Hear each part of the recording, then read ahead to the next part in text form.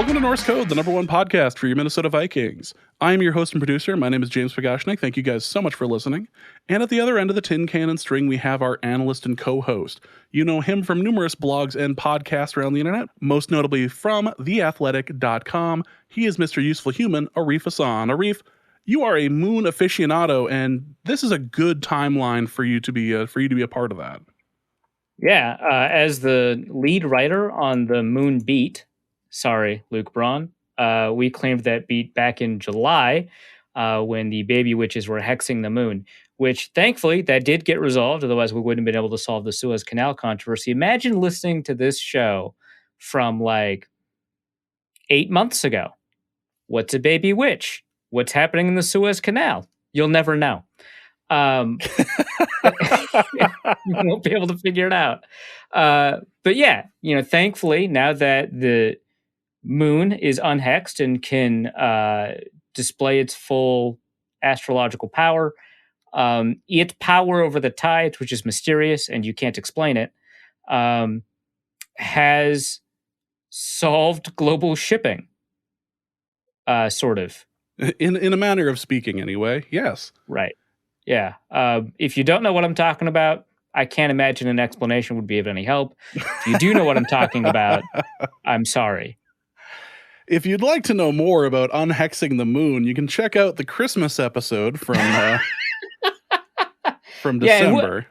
And we'll put a link both to the Christmas episode and something about how the moon solved the Suez Canal crisis in the show notes. That's going to be there now. That's what we talk about. It seems like a good enough thing to talk about as opposed to free agency stuff. And really, I'm just still like hockey hungover from the from the 7 periods of hockey that I watched UND and Duluth play a couple days ago. So, I mean, is anything real at this point? I've seen a lot of things that I'm not entirely sure are real. I don't know. Why don't we ask the Lamps Plus Twitter? Lamps Plus Twitter didn't follow us yet. I feel like that's coming. And with that, welcome to this episode of Norse Code. Hope you guys are doing well. This is once again the off season and just about at the draft. So we have plenty of stuff to talk about, but we also have a lot of things to talk about in the way of free agency. Since the last time we spoke to you, and we were so rudely interrupted by a nose tackle signing, there have been a number of Vikings signings to discuss, including Patrick Peterson, which is a bit polarizing for a number of people. So we will talk all about the signings, some of the re-signing stuff, all of that in just a moment. But before we do, just want to thank you guys so much for listening to Norse Code. If you enjoy the show, would like to hear bonus material, such as the rants that we went on just before we came onto the air today, you can do so over at patreon.com/NorseCode for $3.50 a month, tree fitty to help keep the Loch Ness Monster at bay.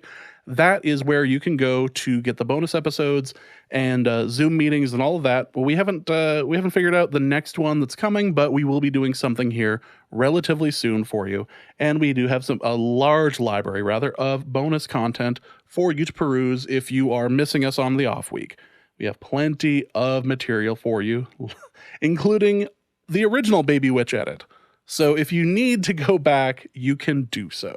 But again, that is over at patreon.com/NorseCode. You can also donate via PayPal at paypal.me/NorseCode as well.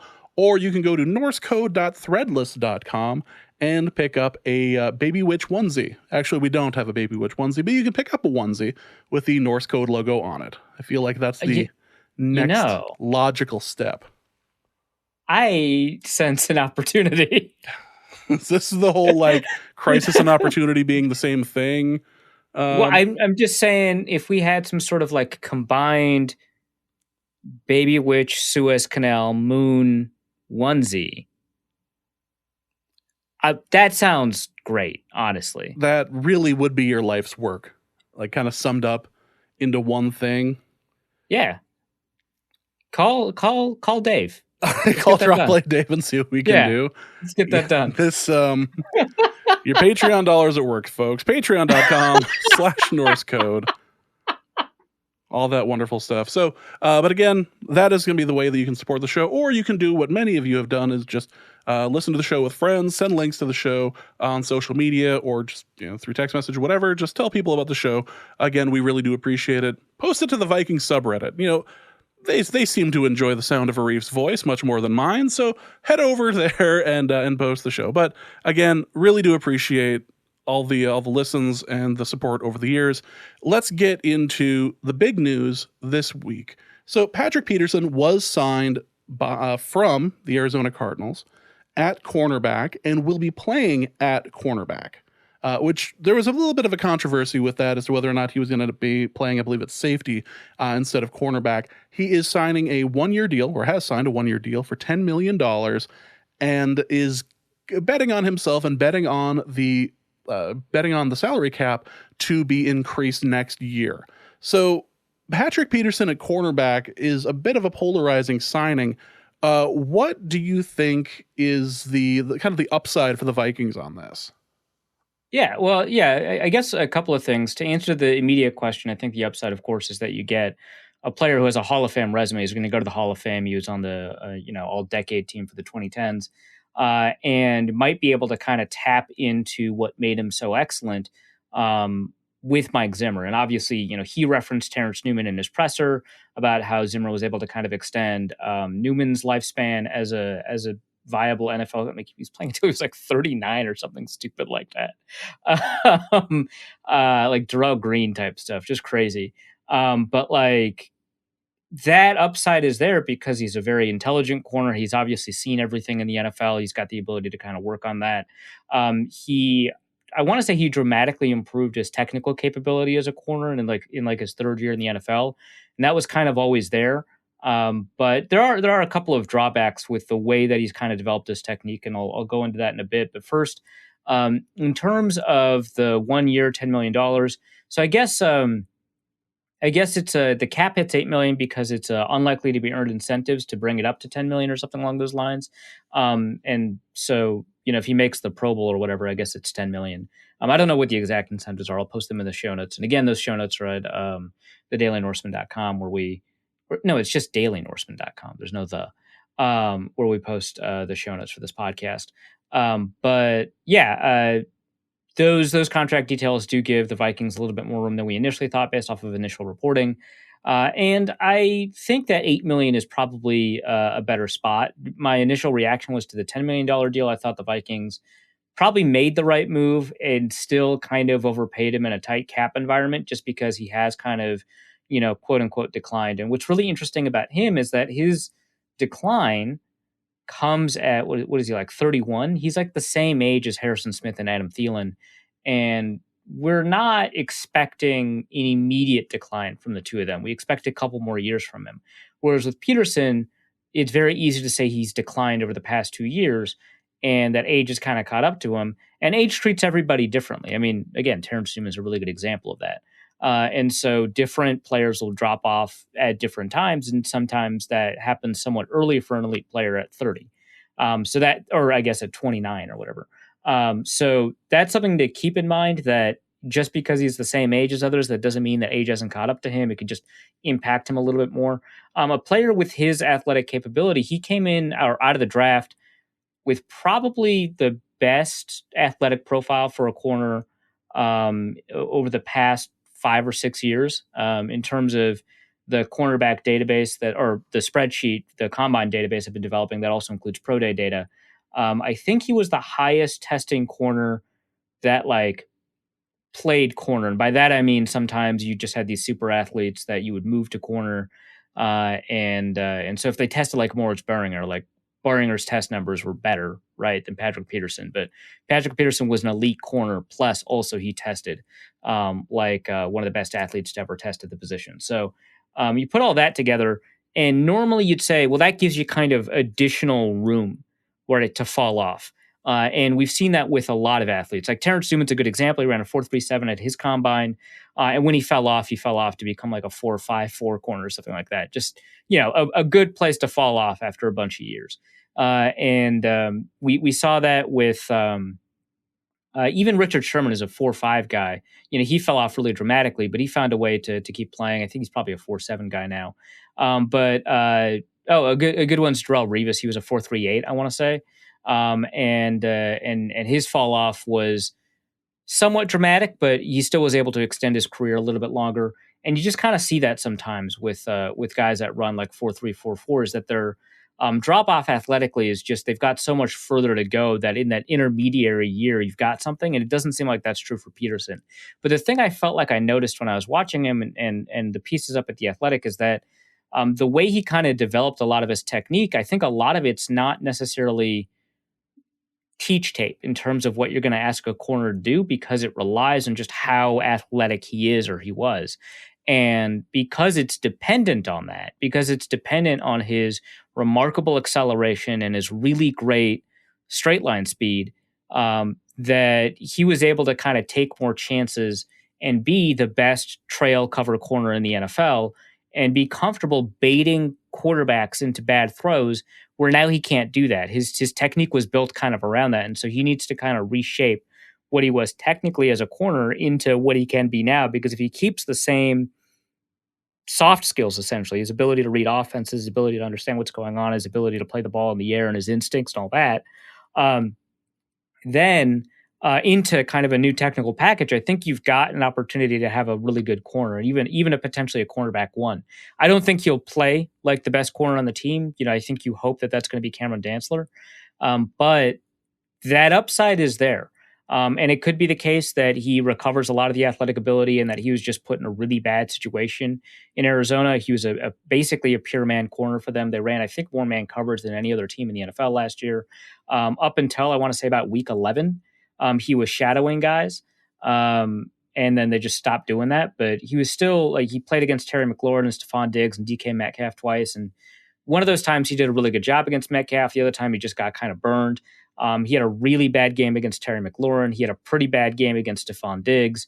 And then after the second DK Metcalf game, they just decided to stop shadowing him. But he was a huge man cover corner, which was his claim to fame. It was the reason he thought he was better than Richard Sherman, is because Sherman was his own guy.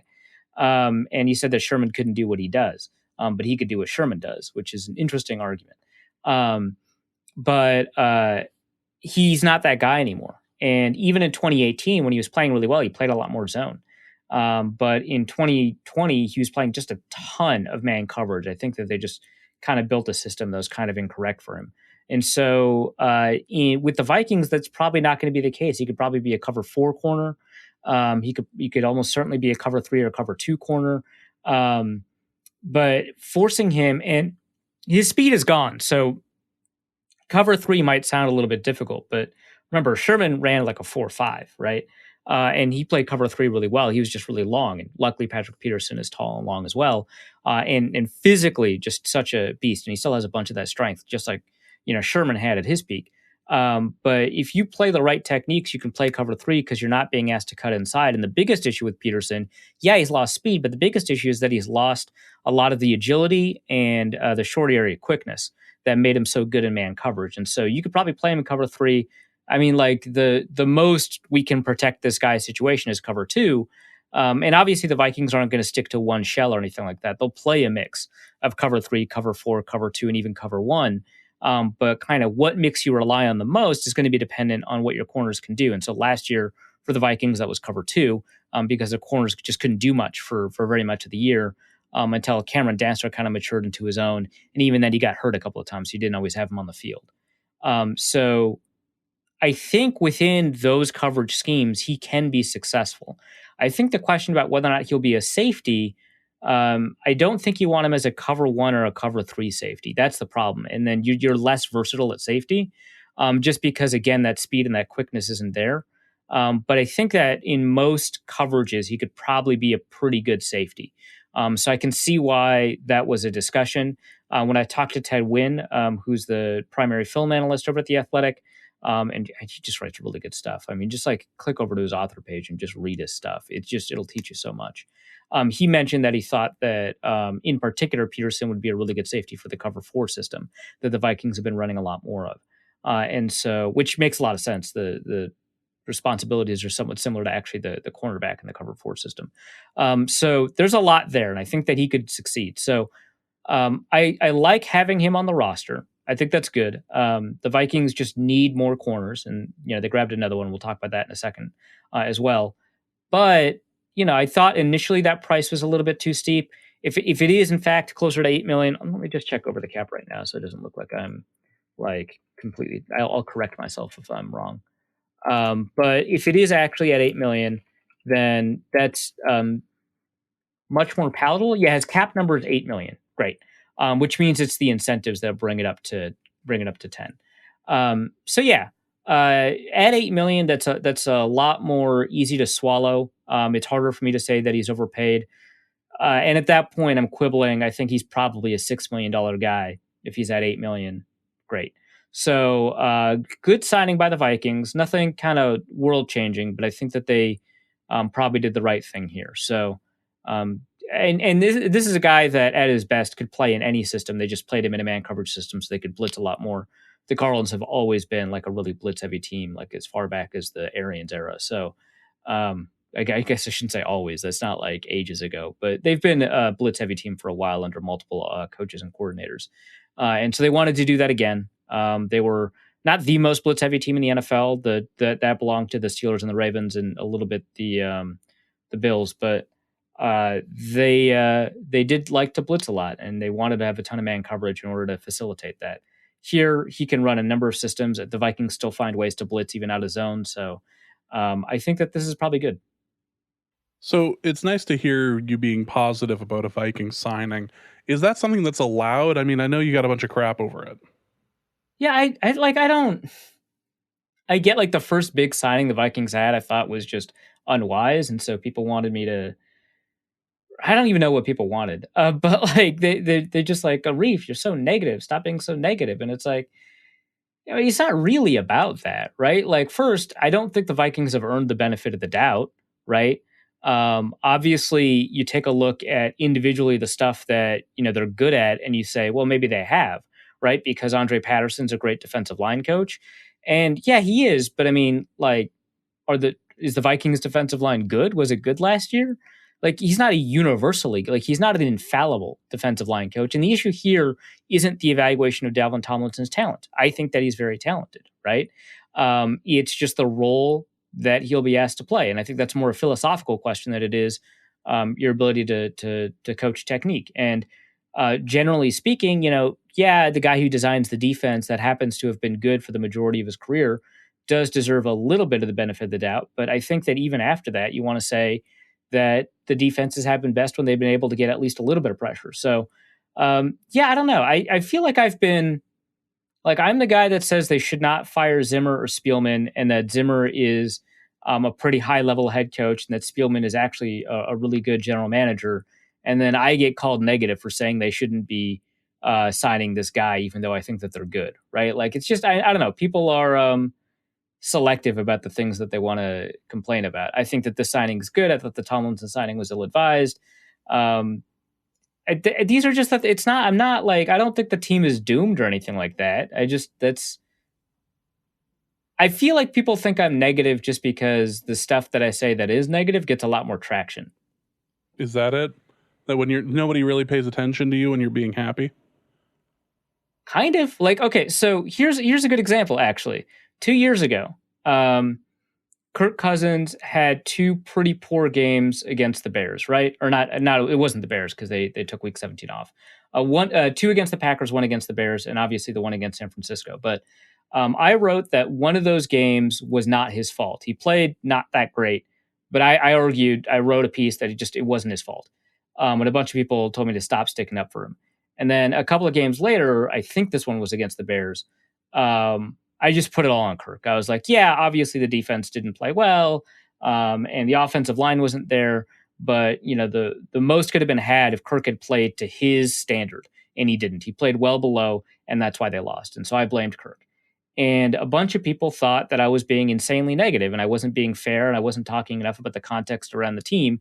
And I got a lot more eyeballs on that Kirk Cousins story where it was his fault than an almost identical story where I looked at almost the exact same factors and I said it wasn't his fault.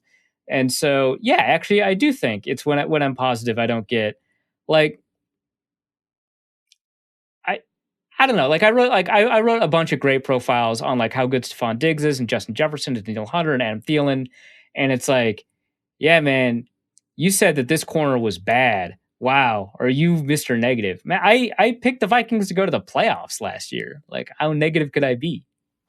Yeah, in case you're curious, I'll just like send me a screenshot of your insurance card later so that we can just bill this properly, because I feel like I'm just helping you as like a therapist at this point, just kind of get some of this off of your chest. I mean, that's what the podcast is, right? As far as I can tell, this is, between Well, this the and difference is that they pay us. oh, is that it? Yeah, Yeah. we have the corners for a reason.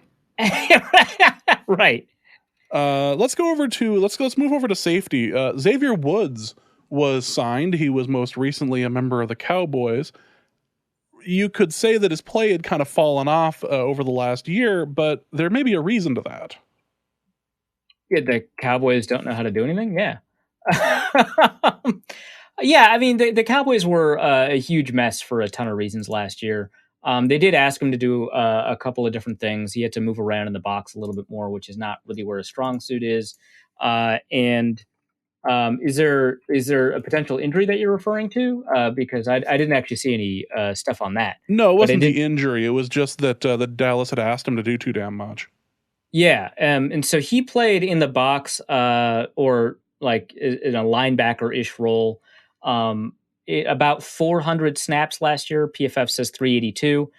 He played man coverage, or not man coverage. He played in the slot corners position, so not man coverage, on 170 snaps. And then he played free safety, 350 snaps. And so he played, everywhere. But he was lined up a lot closer to the line of scrimmage on these like 550 snaps, and he played off the line of scrimmage on 350 snaps. And that was last year, and that's not really where he's best. Obviously, it'd be great if he could play, a completely versatile role. But if you take a look at the year earlier, he played 150 snaps in the box and 750 snaps as a free safety. That seems a lot more his speed. And you take a look at, even just the basic measure is PFF grade, but you just take a look at any other statistics. Like I think his interception total was he had 0 interceptions last year. He had 2 interceptions the year before. His pass breakups, he had 1 pass breakup last year. He had 2 the year before and 7 the year before that. The touchdowns he allowed 4 touchdowns last year. He allowed 0 the year before that. He did rush the passer a little bit more, and he was somewhat effective at that. And he actually got pressure last year as a pass rusher, whereas he didn't rush the passer all that much. In fact, PFF logged 0 pass rushing snaps in 2019, 2018. And so therefore didn't get any pressure. But even his PFF grades, well above average 2019, decently above average 2018, pretty below average in 2020, which, that's actually, if he's out of position a ton and he's like pretty below average and not catastrophic, that's a decent sign that he's got a good floor that you can kind of rely on. But the thing here is I would like him to be more versatile, but I don't know how much more I can ask of a player. They signed for what, $1.5 million, $2 million, whatever they paid for him. I forget what the exact number comes out to be in terms of cap. Whatever they paid for him, they got a tremendous deal. They got really good. They got a starting caliber safety for under like $3 million. I'm trying to find it's not on Over the Cap. So I'm trying to find the money, if you can find it. Oh my God. And now it's just telling me the WWE guy salary. Okay. Fair enough. That guy probably gets paid a lot more, but tag team champ, right?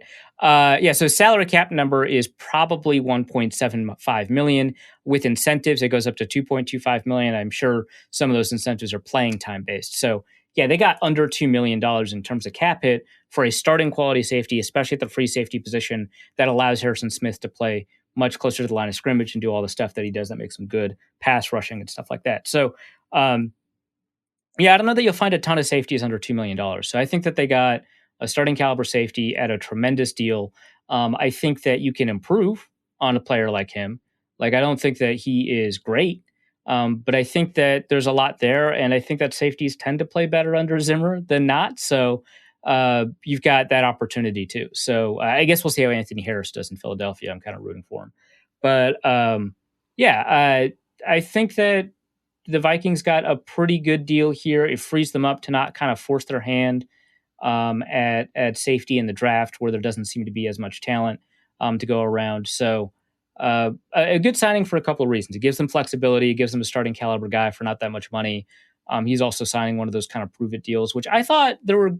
So there seems to be more 1-year deals than there are typically, but I thought there would be a lot more than that. But I think they priced in what many people expected the cap to explode to for some of these deals, which is why like Kenny Galladay's $18 million deal happened, is because the New York Giants expected to have a ton of cap next year, and so did Kenny Galladay. So I think a lot of players leveraged 1-year deals into multi-year deals. And they were much more willing to take 1-year deals, but they did not end up doing that because of the security of the multi-year deal. So a little bit right, a little bit wrong in that prediction. I'll take it. That's really all you can ask for at that point. Yeah. Next person who is now a Viking, well, he was a Viking and now is a Viking again, is Mackenzie Alexander. Great deal for the Vikings. I actually thought Mac was going to get a little bit more in free agency. I kind of wish that for his sake that he gotten a little more in terms of the contract number. His is also a 1-year deal. He against the cap costs less than $1 million because his base salary triggers the veterans minimum thing, where if you sign someone for their veteran minimum, whatever that number is, based on the number of years that they've accrued in the league, their cap hit is actually $890,000 this year. But they did also give him a signing bonus that brings it up to $900 some thousand. So here in veterans minimum plus a signing bonus, it's a 1-year deal. I guess this is like a prove it deal for him. This does bring up an issue, is that the Vikings have 3 defensive backs on 1-year deals plus Mike Hughes. They don't have the 5th-year option, or they're probably not going to be able to, whatever his contract thing is. I don't think they have him next year. So that's 4 defensive backs that they may not have next year. Plus, they have to have a long-term solution at Harrison Smith. So they still probably will grab a guy, but probably not at the top of the draft. And I say probably not because when they had the same problem a couple years ago, they drafted Mike Hughes in the first round, right? So, and they were 2 years out then. So, there is an issue in terms of all these 1-year deals. But if some of these guys can prove it, like they seem to indicate they think that they can do with these deals, that's obviously good for the Vikings this year, and I think some of them would re-sign with the Vikings next year. Like if Mackenzie Alexander plays really well with the Vikings, that's probably a clue, right? That he should probably stay with the Vikings because he plays better there than he does in another place like Cincinnati that even has kind of a similar pedigree. So, that's a concern. But I think that I like it for the Vikings. I kind of wish for Alexander's sake that he had gotten a little bit more. Maybe he'll be able to turn this around into a lot more next year. Well, let's talk about another Arizona Cardinal who is now going to be a member of the Vikings, and that's Mason Cole. Yeah, so the Vikings traded their compensatory 6th-round pick for Mason Cole. I mean, he's not like good, but he's better than most 6th-round picks. So I can't like hate the thing. So I guess the bright, the silver lining, I guess, the bright side to the signing is that they're likely going to play him at guard. That seems to be the likelihood based off of reporting. And if that's the case, then you can kind of resolve one of his more obvious issues. I don't know if it's his biggest problem, but it's his most obvious problem when he was playing for the Cardinals and also when he was playing in Michigan, is his like ability to snap the ball, which is fairly important as a center. He was one of the guys that when I went to that year's Senior Bowl, which I want to say was 2018, he was one of the guys I just did not study that much. Like Luke Inman and I always did like a couple of study sessions ahead of the Senior Bowl, and we would all take some guys and dole them out and say, well, we'll both watch these guys, and then you watch these guys, and I'll watch these guys, and neither of us got around to Mason Cole.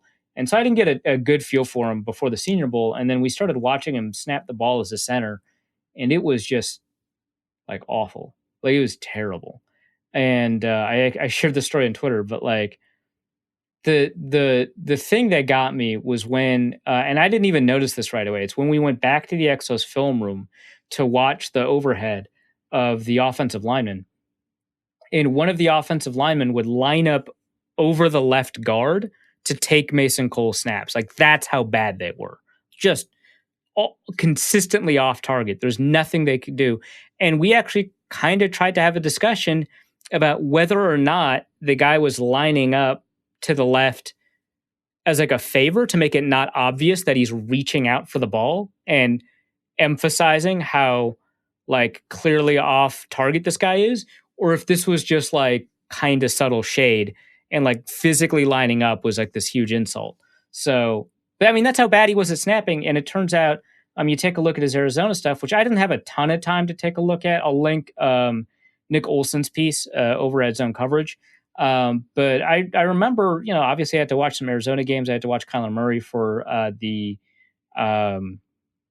piece of the week stuff that I did last year. Obviously I watched a lot of DeAndre Hopkins. I watched a lot of that Cardinals offense. And I remember, a bunch of bad snaps. Then I go and rewatch just for a little bit for this trade. And yeah, I mean, snapping has been a huge issue for him, both under center and in shotgun. I thought it would only be shotgun. And so you get to get rid of that if you move him to guard. And his PFF grade as a guard is somewhat substantially higher. There's only 2 games, so you can't, say with any certainty that tells you anything. And he's not like most centers are smaller than guards, right? He's not small for a guard. He's not big, but he's not small. And he's got like traits. Like for a zone blocking guy, he can get up to the second level pretty well. So he's got traits and he's got some stuff there. Now Nick ends up calling him an average run blocker, and I don't know if I'd go that far. In terms of the stuff that the Vikings, because his PFF grade was like very negative, but in terms of the stuff that the Vikings would ask him to do, Nick makes the argument that when you take a look at his wide zone stuff or the stuff where he's on the move, he looks a lot better than when he's base blocking, which you wouldn't do much with the Vikings. So I understand his argument, right? But from what I saw, I wouldn't go that far. But he's a better blocker in the run than Dakota Dozier is by a substantial margin. And then as a pass protector, you probably want more out of him, but he's much better than most 6th-round picks. So it probably a good move for the Vikings. I think you're in a spot where you're worried if he's starting, but there is certainly that likelihood that just by moving him away from center, you've unlocked a lot more of him, and he could turn into like, what are those cheap Joe Berger type acquisitions at guard that actually work out for Minnesota? So I think that possibility is there, right? That the worst of it was that it was really difficult to get his, snapping hand back into position in time. He was over worried about that. I've heard about this. I was actually talking to a center at the Senior Bowl 2 years ago, I guess. Or no, must have been last year. Not the pandemic Senior Bowl that I didn't go to, but the one before, whatever that one is, 2020, I guess, for the 2019 prospects and the 2020 draft. I was talking to a center about that, and he was talking about how you want to track the elbow and see if that guy gets his elbow in quickly enough. And he was actually making the argument that Quentin Nelson would be a really fantastic, and you'd be wasting him, but he'd be a really fantastic center because of just how quick his hands are. And Mason Cole, when you take a look at that, his elbow does not snap in very quickly compared to other centers, which means he doesn't get his hand out in time. And so his hand fighting technique as a center is just really behind. You have to worry about that at guard. So it's very possible that the biggest issue that he had is snapping the ball, both in terms of accuracy and in terms of how it impacted his pass set. And so he could turn into an average or an even above average guard. That's there. I think it's unlikely, but I'm not going to say that that's impossible. Like I wouldn't say that for other potential 6th-round trades with his PFF grades or anything like that. I think that a lot of those guys, you can't say that that's possible. Like if they had signed Brian Winter, which I thought was a possibility given his history with Rick Dennison, I would have thought that would probably be a bad move. And I don't think that there's something that they could do where you could, extract a good player after all of these years. But I think with Mason Cole, that possibility exists. I just don't think it's very likely. But for a 6th-round pick, that upside, I think, is stronger than most 6th-round picks. There were also 2 re-signings for the Vikings of note. The first of which was Amir Abdullah, and the second of which is Chad Beebe. I have a feeling the Chad Beebe thing is more, I want to say, polarizing to Vikings fans. Amir Abdullah, great, you're fine. Chad Beebe, however, there have been some questions. I'm kind of curious because the reports in free agency were like, yeah, the Vikings really want to sign him. But Jesus, not for $3 million. Are you kidding me? Like that was kind of the report. Like they wouldn't put a 2nd-round tender on him because that would cost like $2.5–3 million. And I was like, well, so you're saying they don't like want him? He would just be nice to have on a roster, is what you're saying? Okay. So the Vikings are not that committed to this guy, even though they re-signed him. I just found that interesting is that they had an automatic option to pay him $3 million and no other team could go after him unless they were willing to trade a second round pick, in which case the Vikings would pocket that and say, great, what a successful offseason we've had. We just gained a second round pick for nothing. And they didn't want to do it. They just decided to sign him for less. And like they're penny pinching over like a couple $1,000,000, which I guess got Xavier Woods right in the door. So I guess it was worth it. But they're penny pinching for like a couple $1,000,000 tells me they are not that committed to Chad Beebe. He'll open spring training or OTAs or whatever as the third receiver. But, depending on, kind of where they draft a receiver, and I suspect that they'll draft a receiver in this draft with one of their 10 or eventually 11 or 12 picks. I think that guy has a good opportunity to win the third receiving job, or, BC Johnson could take, another big step or whatever. So, polarizing maybe. I just, I think that given how little they seem to commit to him, I'm a little bit less concerned than I would be if they automatically, RFA tendered him. That would make it seem like they just kind of, they would just want to have him on the roster and that they commit to him as a third receiver. Here, they're like not committing and they leak to reporters that they want him back. And it's just like, well, I mean, want is a relative term here, dude. Like, you want him back, but not for like $3 million whole dollars. Okay. They're just trying to do as best as they can with the myth that is the cap this year. I mean, we say the cap is a myth and it's a fun meme, but at the same time, like, I don't know that the Chiefs cut Eric Fisher if the cap wasn't real at some point. I suppose so. It's real to some, but it's never the money that you think it is. Like, what's the cap this year? 185, 190 million. The cap is clearly not 190 million dollars. It's clearly 220 or something like that. But some teams can't even make the 220. So that's what we learned this year. Yeah. Let's go over to something that's not necessarily Vikings related, but is still Vikings related. It's not Vikings specific, rather. It does appear that the NFL is going to approve the 17th week for the schedule for, I believe it's next year, that it would end up happening. And this would be something that would involve a Vikings trip to Los Angeles. Yeah, to the Chargers, right? Yes. Yeah, so it is this season. It is the 2021 season. And so that would add the Chargers game. I'm a little disappointed they didn't add the second bye week. A little disappointed. I'm pretty disappointed they didn't seem to add the second bye week. They are getting rid of one of the preseason games. I think that's kind of silly because like the amount of wear and tear on the NFL athlete it's not identical, right? That preseason game. So you got rid of like a series or two that they would have played. Okay.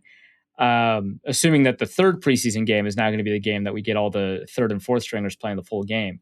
They got rid of the game probably that you end up seeing just like one or two snaps or one or two drives from the starters. So yeah. But yeah, it's the cross conference division. And then they move around the divisions, but it's like the same place, cross conference division. So it's just kind of like the intra-conference divisional where you play everybody that played third. What were the Vikings? Second, third? I don't know. No, they must have been third because of the Bears. That's terrifying. Can't believe I said that. But yeah, they play all the same place finishers, but they just kind of move which cross-conference division it is. But yeah, it is this year, so they are going to the Los Angeles Chargers at some point when they release the schedule. Yep. And then also the NFL will use this as a opportunity to play some international games as well, I think. Yep. And the other interesting thing is that just within the division is that it looks like the Packers are going to end up playing the Chiefs, which great. You know what? Fine. The Vikings go for it, dudes. Yeah, exactly. What the Vikings are going to play the Chargers? Okay. And the Packers get to play the Chiefs? Oh, that's even better. That you know what? I'm good. Totally fine with that as far as that goes. Not going to hear a complaint. Let's go to the mailbag. And the first question is from Raul, who asks, what are your creative internal options at safety? Mike Hughes, Harrison Hand, Boyd, Dye? Yeah, well, so obviously the best option is Dan Chisna. Um, the Vikings moved him to safety for like 3 days, and decided they just had enough of that. So he must be just a tremendously bad safety. But I thought that was funny. Yeah, Harrison Hand was projected to play safety when the Vikings drafted him. They said they would actually play him at corner. He was a corner in college, but his college position seemed to be one that kind of begged for a position change. But if things aren't working out partway through the season with Xavier Woods, you could move Patrick Peterson, like we talked about, to safety, and you could say, hey, we actually really like what Mike Hughes is doing, or hey, we actually really like what the corner we drafted is doing, the corner in the fourth round or whatever. Or they could say, hey, we wanted to try Jeff Gladney on the outside, and we get Mackenzie Alexander on the inside, and Patrick Peterson can move to safety. We're all happy now. Something along those lines. So that's those are potential options. It sounds like they don't have to get too creative now that they have Xavier Woods in the building. Be a little bit easier for him, I suppose. Let's go also to Raul, who asks, regularly in mock drafts, I'm seeing a top wide receiver fall to us at 14. While this helps facilitate a trade down, would trading down be a mistake? Should we just take the wide receiver to fill the immediate wide receiver 3 need and to fill the future need of replacing an aging Thielen? If the Vikings did that, I would think it is probably okay. It's not a move I would over unless they like drafted a receiver I didn't think was very good, right? Or at least worth the 14th overall pick. Like I love watching Rondale Moore and Kadarius Toney. They're the most fun receivers to watch in this draft, maybe. And I don't think that they're worth the 14th overall pick. So it depends. But if it's one of those top receivers, if it's like Devonta Smith or if it's Jamar Chase, they should just do it. That would make no sense at all. Or I don't know about Jalen Waddle. Maybe Jalen Waddle or Kyle Pitts, who's a tight end. Those all I can justify it. I think it makes sense. And it allows you to deal with the future of an aging Adam Thielen. And wide receiver 3 is a kind of flexible need. The more you have one, the more you need one because you're designing your offense around having 3 receivers on the field. But I think it would help the Vikings out a lot. I think that they play a lot of inefficient football in 2 tight end sets, and they don't have a second tight end that I would be comfortable replacing over a third receiver. Like I like Tyler Conklin a lot, especially given what he showed over the last couple of games. But I don't think that he is a better person to have on a field than a good wide receiver. So I think it is very justifiable if they do that. And if people really want them to draft an offensive lineman instead, I totally get it. I think it matters more to have that wide receiver. I'm just trying to figure out if a wide receiver 3 in a system where you do play that guy a fair amount, maybe not the amount that like the Los Angeles Rams play the third wide receiver, but you play the third wide receiver a fair amount. Is that worth more than a guard? And I would say, despite how frustrating it has been to watch the Vikings just struggle at figuring out what's happening on the interior offensive line, I think it is pretty arguable that it is worth it. So I would not necessarily characterize it as a mistake. Neither am I saying it's a necessity that they should do this. I'm not saying that this is like the best possible move. And if they take an offensive lineman, I think it would make a ton of sense. I would not love it if they took a guy just to play guard. But if they grabbed a guy that they think can play tackle or guard and have that guy, Ezra Cleveland, and Rashad Hill all battle for the left tackle spot, and then the loser gets sent to guard, that I like a little bit more than just drafting a guy and saying, yeah, we think he's a guard, but he'd be good at it, and sticking him at guard. So, yeah, I think that there's a couple of directions you could go in that I think actually do make sense. And I think a wide receiver 3 makes sense. The trading down question, I think that also makes sense. That's probably the smartest of all the possible moves because I still think you can get a quality wide receiver in the second or third round. You trade down in the first, grab the offensive lineman you want. Maybe you trade down and Rashawn Slater and Penei Sewell are gone, but Christian Darrisaw, Samuel Cosme are there, and you grab one of those guys. And then you get a second round pick out of it, and with the second round pick, you grab a guard, and your third round pick, you grab like a receiver, like if Elijah Moore somehow falls all the way to the third round, that'd be great. So Yeah, I think trading down is probably the smartest move, but certainly I think that there are other moves that would not necessarily be like the worst move. John Belk asks, we have so much data saying that no team or GM can reliably beat the draft. Is it too extreme a take to say that this means that draft pick performance should be only a tiny bit of how we evaluate GMs, and instead almost 100% should be how they perform in trades and signings? If we had data about how good GMs are at identifying good free agency signings, this would be a much more interesting question to answer. But to the like that data exists, it's like out there, right? But no one has collated it and studied it and turned it into, as far as I know, turned it into a discussion about which GM is the best at finding free agency deals. That would make it really interesting because then I think the analytics guys would have a really good argument for saying we should not evaluate GMs by drafts, or at least in terms of player selection, right? So this John Belk was actually really specific in his wording in a good way. Draft pick performance, yeah. But instead should be taking a look at the types of moves they made to get their guy. If the 49ers grab a quarterback with this move and that quarterback doesn't work, like let's say they draft Trey Lance to play quarterback for some reason, and that move does not work out because, he's from NDSU. If that move doesn't work out, I think most draft guys would say, or most analytics guys would say, yeah, fine, but trading up to grab the quarterback that you think is a consensus good quarterback, good move. This guy, maybe not so good, but trading up to get that guy, good move. I'm really curious what those same types would say about the Bears' decision to draft Mitch and trade up one spot and draft Mitch Trubisky. And I'm not saying because they would necessarily be hypocrites, because Trubisky was kind of consensus. He was a first round pick. He wasn't the consensus top guy. I think that was probably Deshaun Watson. It was definitely not Patrick Mahomes. He was not the consensus top guy. But Deshaun Watson, which, at the moment would look like a huge mistake, but, at the time would have worked out pretty well for a couple of years. Then maybe Patrick Mahomes, and then probably Mitchell Trubisky.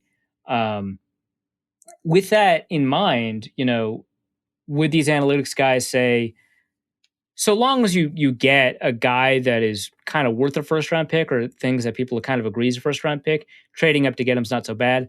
That is kind of probably the line where you could probably separate some analytics folks from each other to see what their opinion is. But for the most part, the process question is trade up for quarterbacks, trade down for everybody else. And should we just blanket reward GMs who do that? Or should we, would the analytics guys say that the Vikings had a really tremendous draft last year? It'd be easy because you'd say Justin Jefferson and maybe Cameron Dantzler, depending on how he turns out. But, if Jefferson had an average rookie season and Dantzler had an average rookie season for a third round corner, would they say the Vikings had a tremendous draft last year? I think a lot of them would say yes. And that would feel kind of weird if Jefferson and Dantzler weren't hits. Like if they all played about as good as Jeff Gladney did, you just be like, well, I guess we'll wait and see. But it doesn't look good. That would be weird, right? Especially because those fourth round picks just have looked really bad, like Troy Dye and James Lynch, and I guess DJ Wanham hasn't looked bad, but he hasn't looked good yet. That would be weird. But I guess from a process perspective, you would say that they were a good GM. I think that you should probably evaluate GMs based off of draft pick performance, but instead of the heavy emphasis that's placed on it now, it would be a much smaller emphasis unless they took big swings against consensus, in which case you should probably ding them unless it hits. I think that's one where you can kind of evaluate the results a little bit more. Next question. But I'm not going to knock. Last thing, I'm not going to knock Spielman for drafting Matt Khalil, right? Like the consensus top tackle, position of need, look like the best player available except for Justin Blackmon, because it was Trent Richardson, Justin Blackmon, and Matt Khalil, and that was the tier of players at that spot, right? It was Andrew Luck tier 1, those 3 guys tier 2, and that was the strong consensus. I would not knock Spielman for that, even though it didn't work out. So that's got to be part of the equation too. Sorry. Next question. Next question is from Bill Botke, who asks, let's suppose wide receivers Devonta Smith and Jalen Waddle fall to the Vikings at 14 and they decide to choose one of them. Would you consider this a smart decision? Which one would you choose? And can the Vikings plausibly fix their remaining holes with their third and fourth rounders? I would referencing the answer to the previous question above. I would consider it probably a smart decision. Which one I would choose? I would. This one's tough. I think I would choose Jalen Waddle, which is difficult because Devonta Smith has been a better receiver over the past couple of years. But my concerns with Devonta Smith are that he ticks one box in terms of the analytics checklist, and then he hits a couple of red flags. I think his size is a red flag. I think that his breakout age is a red flag, and I think that his speed is a red flag. And it wouldn't be for most receivers, except if you're not a super fast guy and you weigh in small. It is so tough to have a good career. I just went over for the mock draft tracker. I went over a bunch of receivers that weighed, because he didn't choose to weigh in. He says he weighs 170, which is actually below his listed weight at Alabama of 175. I suspect his decision to choose not to weigh in would tell us that he might even be less than that. So if he's like 169, right, that's the same weight, I believe, as Deshaun Jackson weighed in at his pro day at California. But Deshaun Jackson was a 4.31 guy or something like that. A lot of these small receivers that do work out, almost all of them are just speed guys. They usually have something else too. They usually, like, it's difficult to be a small receiver and have bad hands. So they usually have something else, and usually it's hands. Like, I'm trying to think of the 5'10 guys that worked out, and I think Golden Tate's one of them. He had bad hands coming out of college, and it turned into a pretty good hands guy, and he's like the exception. But then you've got people like Santonio Holmes and like Jason Avant or whatever. Is it Jason Avant or Jeremy Maclin? One of them just has like incredible hands. Santonio Holmes, really good hands. Or they're these speed demons like Mike Wallace and Deshaun Jackson. And Smith has okay hands and average speed. And for a small guy, that's tough. I'm not saying he's going to bust. I think he's absolutely worth a first round pick. But if I'm breaking ties, I'm probably going to go to the profile for a guy that, even if he wasn't as productive as his teammate in the exact same situation, and even if we can say, hey, when the going got tough, they went to Smith, not Waddle, even though that's all true, and I think those are good arguments, by the way, I would still probably go to Jalen Waddle. So I think that would be the guy that I choose. Plus, from a complementary standpoint, it's probably better for the Vikings offense to have somebody who can alter the geometry of the defense with the speed and really open a bunch of things up for Adam Thielen and Justin Jefferson. Plus, when you have to move on from Adam Thielen for age-related reasons, those two would be a pretty good 1-2 punch as well, just because they do different things. And then, can the Vikings possibly fix the remaining holes with the third and fourth rounders? No, but I don't think the goal is to fix your holes. The goal is to be the best possible team. And sometimes you, by making a strength stronger and ignoring a weakness, you do a better job of becoming the best possible team than you are shoring up a weakness into something average and keeping the strength where it is. So, I don't know that they'd be able to fix their holes with their like 80 third and fourth round picks, but the point is to get better. Alessandro asks, considering how much early draft capital Rick has spent over the last 5 years on the O-line, if you consider Ezra a guard, the interior line position is a position group they've spent the most draft capital on besides cornerback, does it make sense to keep doing it? Or would it be smarter to just sign free agents? At some point, you got to just think you have to accept the fact you don't have the coaching staff to develop these guys and just settle for an uninspiring but solid veterans. I'm like really curious about, is it likely that there's an offensive line coach that's good at developing tackles and bad at developing guards? I would be highly suspicious of that conclusion, because if Brian O'Neill and Riley Reif are examples of Rick Dennison developing tackle, because Riley Reif had his best season ever, right? And O'Neill developed under Dennison, right? And he was a super raw guy coming out of college. So a lot of his development was due to his offensive line coach. That's a good sign for the offensive line coach. Then again, you've got Garrett Bradbury, who has not taken the next step yet. You kind of want to see it. Ezra Cleveland, I thought, played pretty poorly last year. Obviously, you've got Dakota Dozier, which is less development, although he did participate in his development back in New York, and more just kind of the guy you chose.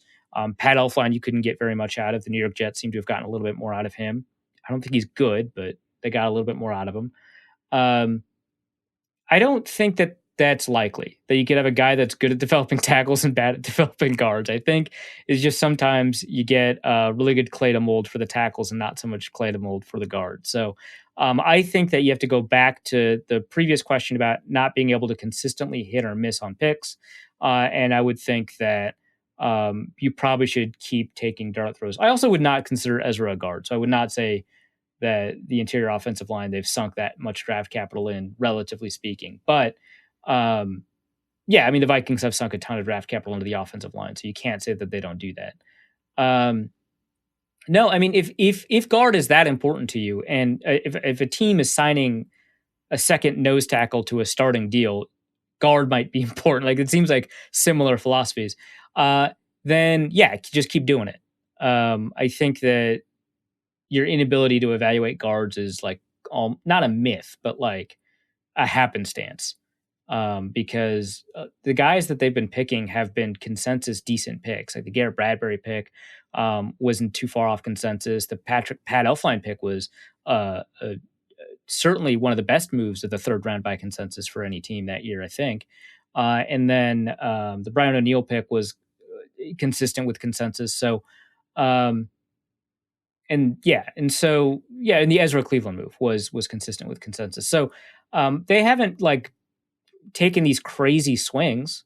It's just, most people who are evaluating this class would have come to the same conclusion as them. So no, I just keep doing it. Next question is from Christopher Wiley, who asks, so we can pretty much infer from Rick's pro day visits, the release of Riley Reef, etc., that the Vikings are going O-line early, right? What would you say the odds are for O-line versus edge with the Vikings' first selection? Yeah, so Spielman visited the BYU pro day, which there were a number of offensive linemen that were there. I think there's the Brady Christensen's the one that everyone's been focusing on, offensive tackle. That I think some people said could play guard. I don't think he's probably just a tackle, but he tested out of his mind. And then there was a guard there that tested really well as well. I always like forget this guy's name. I'm trying to figure it out. And so there was that. Then he also went to Northwestern, where Rashawn Slater was. He went to NDSU, where Dylan Radins was. He went to Georgia, where Ben Cleveland was. Alabama, where there's always offensive linemen. USC, where Elijah Vera Tucker was. So those all have offensive linemen. And by the way, for anybody kind of wanting to track this, I think Will Ragetz over at SI is probably doing the best job of tracking which pro days Spielman has gone to. Oh, Tristan Hodge, that's it. That's the guard. But yeah, Will Ragetz has been doing a pretty good job of tracking the pro day stuff. I used to do that, where I would track pro days and visits and stuff like that, and interviews at Combine, the Senior Bowl.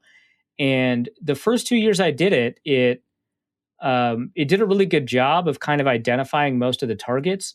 But then when I started going to the Combine and the Senior Bowl and seeing it was kind of random how it would get reported, because almost every team was meeting with everybody at the Senior Bowl.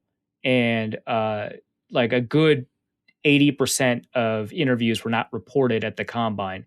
And so I think it was just coincidence that when I was tracking Combine invites, pro day dinners and visits, and Senior Bowl stuff, like it was just kind of coincidence that I think it worked out. So I don't know that pro day visits are going to tell you a ton.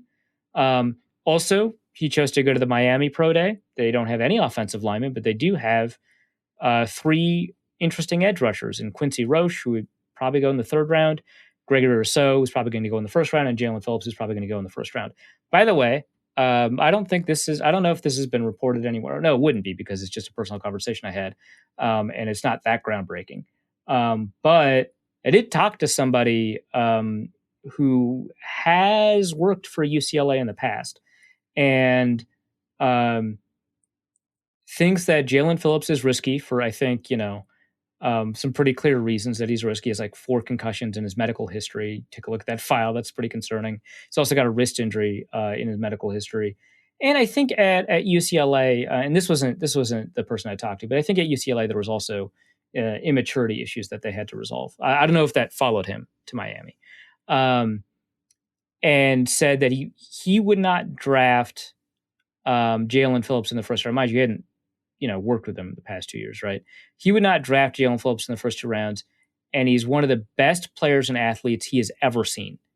So that was interesting. I would take that risk. I don't know. Like this is one of the top edge rushers you've ever seen, or any athlete at any position, one of the top edge rushers you've ever seen. I might take that risk. But that's interesting. And his testing numbers that they came in today, wow. Like 99th percentile stuff. Just incredible. It's stunning to me that we get that on the same year that we get Kwity Paye's testing numbers, which unfortunately we didn't get the 3-cone or the short shuttle for him.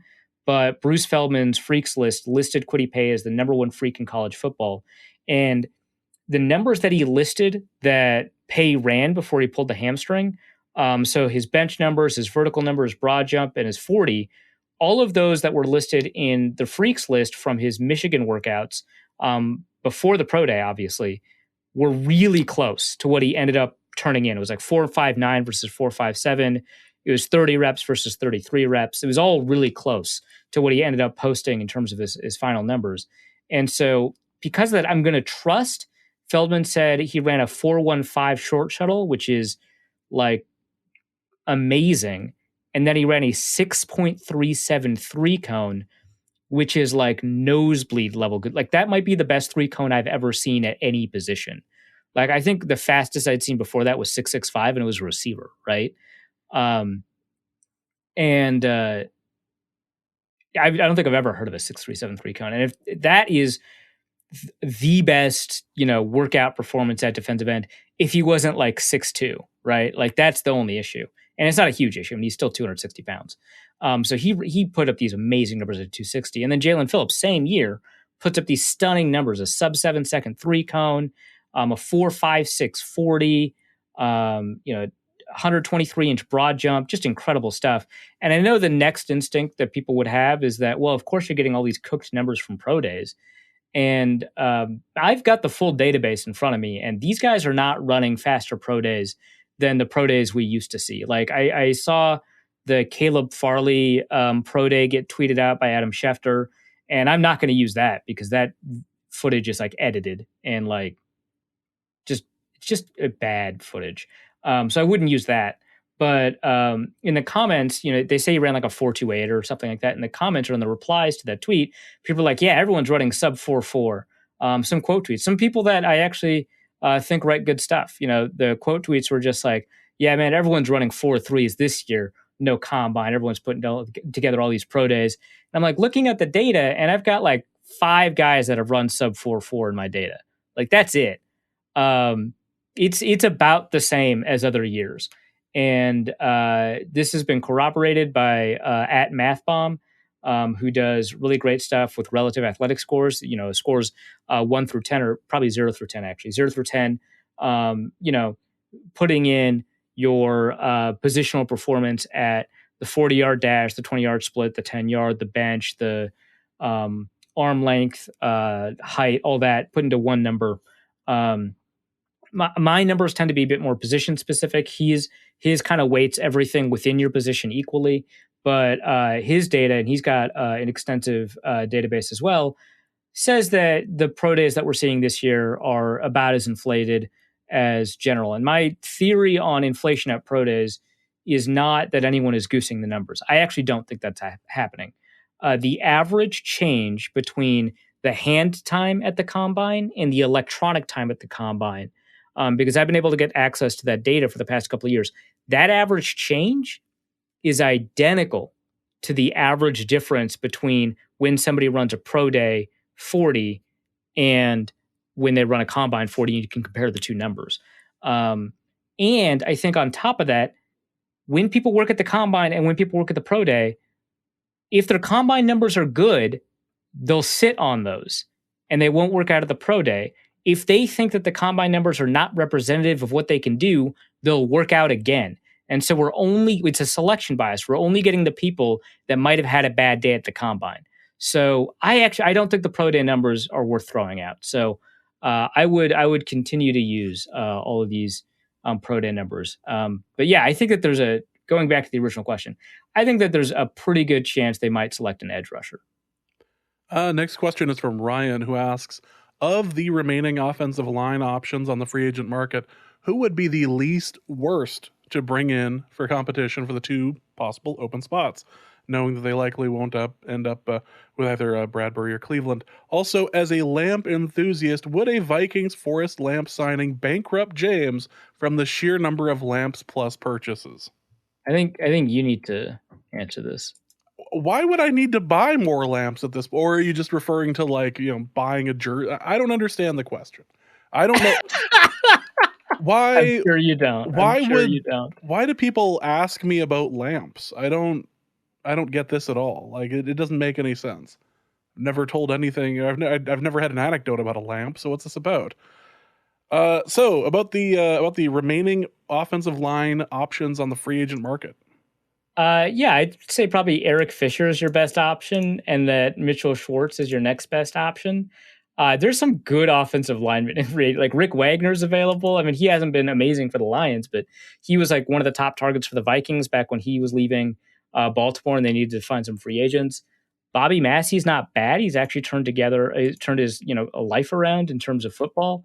I say life. He didn't have like a weird offseason. He was just bad at football. But he's turned it around. Like he's pretty good now.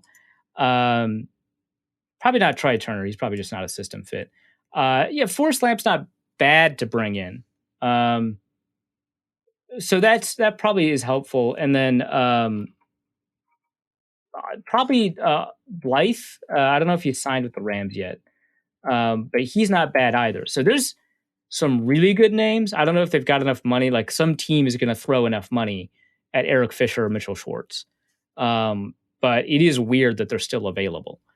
So those are like your two best options. And then after that, I mean, Bobby Massey's not bad. And, you could go Forrest Lamp and you'd get a guy that might get good value for it because he's been injured so often. But yeah, there's a lot of guys that you could bring in that would be immediate upgrades, maybe even over Riley Reef. It's just, I don't know how they make the money work, but if they do multi-year deals, maybe they figure it out. I think I would actually like a Vikings Lamp jersey. Like you'd like a Vikings Lamp? Yeah, okay. Yeah, I think that would be kind of. I think that'd be kind of nifty. Kind of. Yeah, nifty. It would make a great gift. Obviously, it'd be so versatile. You could give it for just about anything. A Reeves neglected resistance band asks, "Oh hey guys, hope you're doing well. I'm good. Still here in the corner of the room, just chilling. Anyway, I was hoping to get a little analysis on why drafting a wide receiver first is both a good and a terrible idea at the same time." Next question is from Chris, who asks, explain the effect on kickoff coverage of having that thick kicker instead of your average Blair Walsh. The thicker, as it were. The thicker, yeah. So Arizona Christian University, which I guess they're called the Firestorm, tweeted out a game-winning kick. It was just a normal game update. They drove all the way down. I think it was like a 49-yard field goal or something like that. And this guy's 5'5", 285 pounds, gets the kick. I'll put the tweet in the show notes. But obviously 5'5", 285, right? Like Aaron Donald is like 5'10", 285, yeah, right? Dude is thicker than a pancake. Yeah, like he and like one of those Japanese souffle pancakes too, right? Like he is a big dude. He actually had a great interview with the Pat McAfee show. I'll link that too. Where Pat McAfee was like, I was doing my best kicking when I was like 250 or whatever. Have you found that like your size is a help or a hurt? And honestly, you're a good kicker. Which I looked up the statistics. The guy's never really missed an extra point. It looked like based off of what I saw, and his field goal percentages were pretty good. It didn't look like Arizona Christian was giving him too many opportunities to get field goals. Like he just doesn't have that many field goal attempts, and he has a lot of PATs, so they're scoring a lot of touchdowns. But he seems like actually a really good kicker. And he kicked a 49-yard game-winning field goal. But the guy said, it's both good and bad. The bad stuff you kind of have to work around. You have to tweak. But obviously, it's good to have, that base and that power and that momentum swinging. But you have to make sure you've got range of motion. Like, he was talking about how it's both good and bad. And he talked about how he went to an Arizona Cardinals kicking camp after only like 3 months of kicking.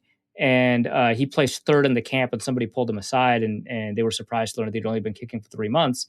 And worked on him and said, your motion's great. We don't need to change your mechanics. We're just going to do a couple of tweaks. And McAfee had actually said, I love how the ball comes off your foot. I think it's great. Don't change your motion. So it was kind of cool, like that he's good. In terms of kickoff coverage, yeah, you're probably better off when he boots it through the back of the end zone than you are having him do kickoff coverage, probably. Because if he could run down really well for his size at 285, he's probably not just playing kicker. Like he's probably also playing something else. So he's probably not a great kickoff coverage guy, but if he's putting it to the back of the end zone, who cares? Yeah, at that point, if he eliminates himself being the problem. Yeah, right. Yeah, I mean, that's all you can ask for from a kicker, really. More than you could ask for based on recent history, yeah. Professor Poop, he's back. Professor Poop asks, while I am professionally excited to see how much of a catastrophic fecal catastrophe the offensive line is currently, it needs to be improved. Given that we have addressed a few major holes, do you think this is an exception year where it may be worth trading up to snag Sewell, Slater, value aside? No. I don't think it's worth trading up. Offensive linemen are as good as your weakest link. Kind of the value proposition, the added value of a great offensive lineman versus a good offensive lineman is much smaller. And this was an instinctive kind of like intuitive take I had. It turns out, based off of PFF data, that is true. And it kind of makes sense. The value from awful to average is much better than average to great. So no, I don't think that you should give up value for an offensive lineman because that is the position where you should be looking to find as close to average as possible and paying for that. So no, I don't think so. Yeah, the offensive line has been a catastrophe for the Vikings for a decade plus now, I guess 11 years or so, or going on 12 if they don't fix anything. And that is frustrating. But the goal is not to fix your holes, it's to be the best possible team. And so I think that if you find an average solution at the offensive line and gain some value elsewhere, maybe grab that third receiver you want, maybe grab some depth at cornerback that's going to be on the team for longer than a year, maybe find a designated pass rusher on the interior, right? So you can take both Dalvin Tomlinson and Michael Pierce off the field on third down and put this guy in. I think those are all good bonuses to having an average offensive lineman rather than finding a guy that's going to be like an elite tackle, which would be nice to have, but it's not up there, I think. Next question is from Jacob, who asks, what was the best Vikings draft class of all time? Man, I totally missed this question, and so I didn't do any pre-show research notes, but I guess 2015 was pretty good, right? 2015 is the one that is kind of universally listed, at least as far as Spielman is concerned, as his finest work. Yeah, it's incredible, right? Beyond that, because did they also get was that also the Trey Waynes draft? Here are the 2015 draft picks. This is a pretty good draft. Starting off with Trey Waynes, Eric Kendricks, Danielle Hunter, TJ Clemmings, fine. Right. Mike Hole-Pruitt, Stephon Diggs, and then we start to get into Tyrus Thompson, BJ Dubois, Austin Shepard, Edmund Robinson, and then Anthony Harris was a free agent along with Taylor Heinicke. I mean, Heineke's turning out to be a pretty good undrafted free agent too, I guess, huh? Well, we knew that before he had, decided to go through that shower, but or go through that door anyway. But yeah, 2015 is the thing that, and maybe it's recency bias or whatever, but that's a pretty good draft class. And it was ranked the number one draft class of that year for a reason. Yeah. I'm going to take a quick look at, oh, Jesus Christ. Okay. This website is getting slow for me. I'm going to take a look at all these draft classes and get back to this question. Sounds good. Next question we are going to go with is from Nick, who asks, which free agent offensive lineman do we sign immediately after you guys stop recording? Obviously, it's going to be a Lamp. Probably one I didn't name. Maybe Austin Reiter or whatever. There you go. That would be... I did all this work to find out any good offensive lineman, and it's like, somebody I didn't name. Yeah. Can you guys reenact the scene in the Vikings headquarters when the NFL called and told them they had to forfeit a 7th rounder? I do not have that much volume in me. Listen, I Rick. value my throat. I don't want to like break things in while yelling. Like, listen, Rick, I understand you did what you thought was legally correct. Unfortunately, you were wrong. And as a result of overpaying that gentleman, you are going to need to forfeit your 7th round pick. I have to wonder if we kind of maybe not saw this coming or predicted it, but kind of alluded to this possibility when we were talking about how many shenanigans they pull in with their practice squad guys.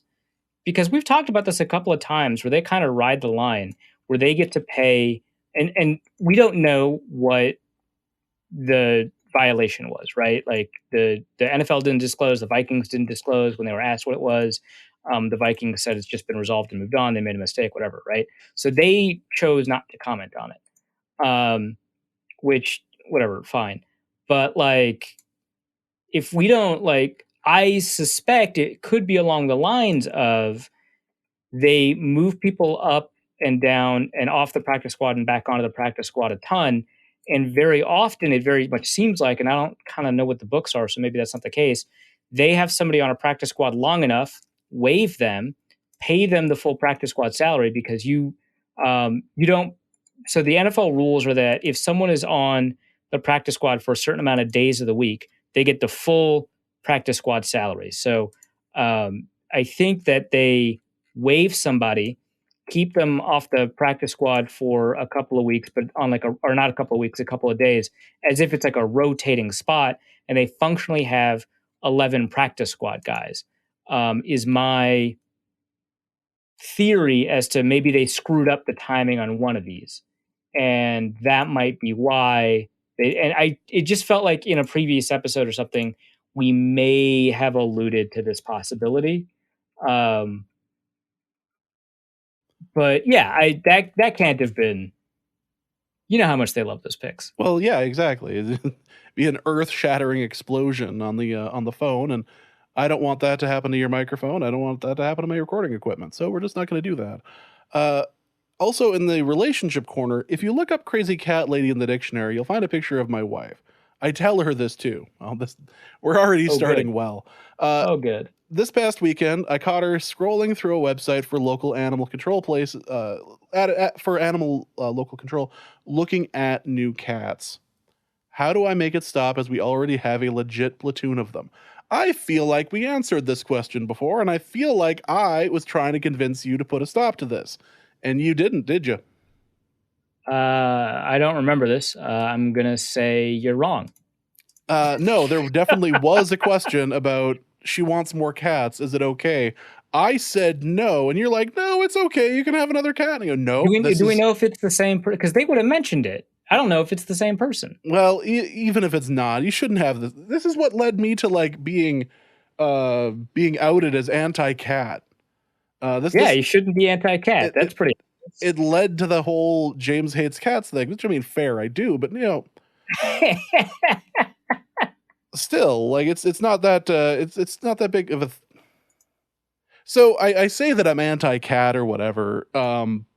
So since we recorded that episode, one of my parents' cats has since passed away.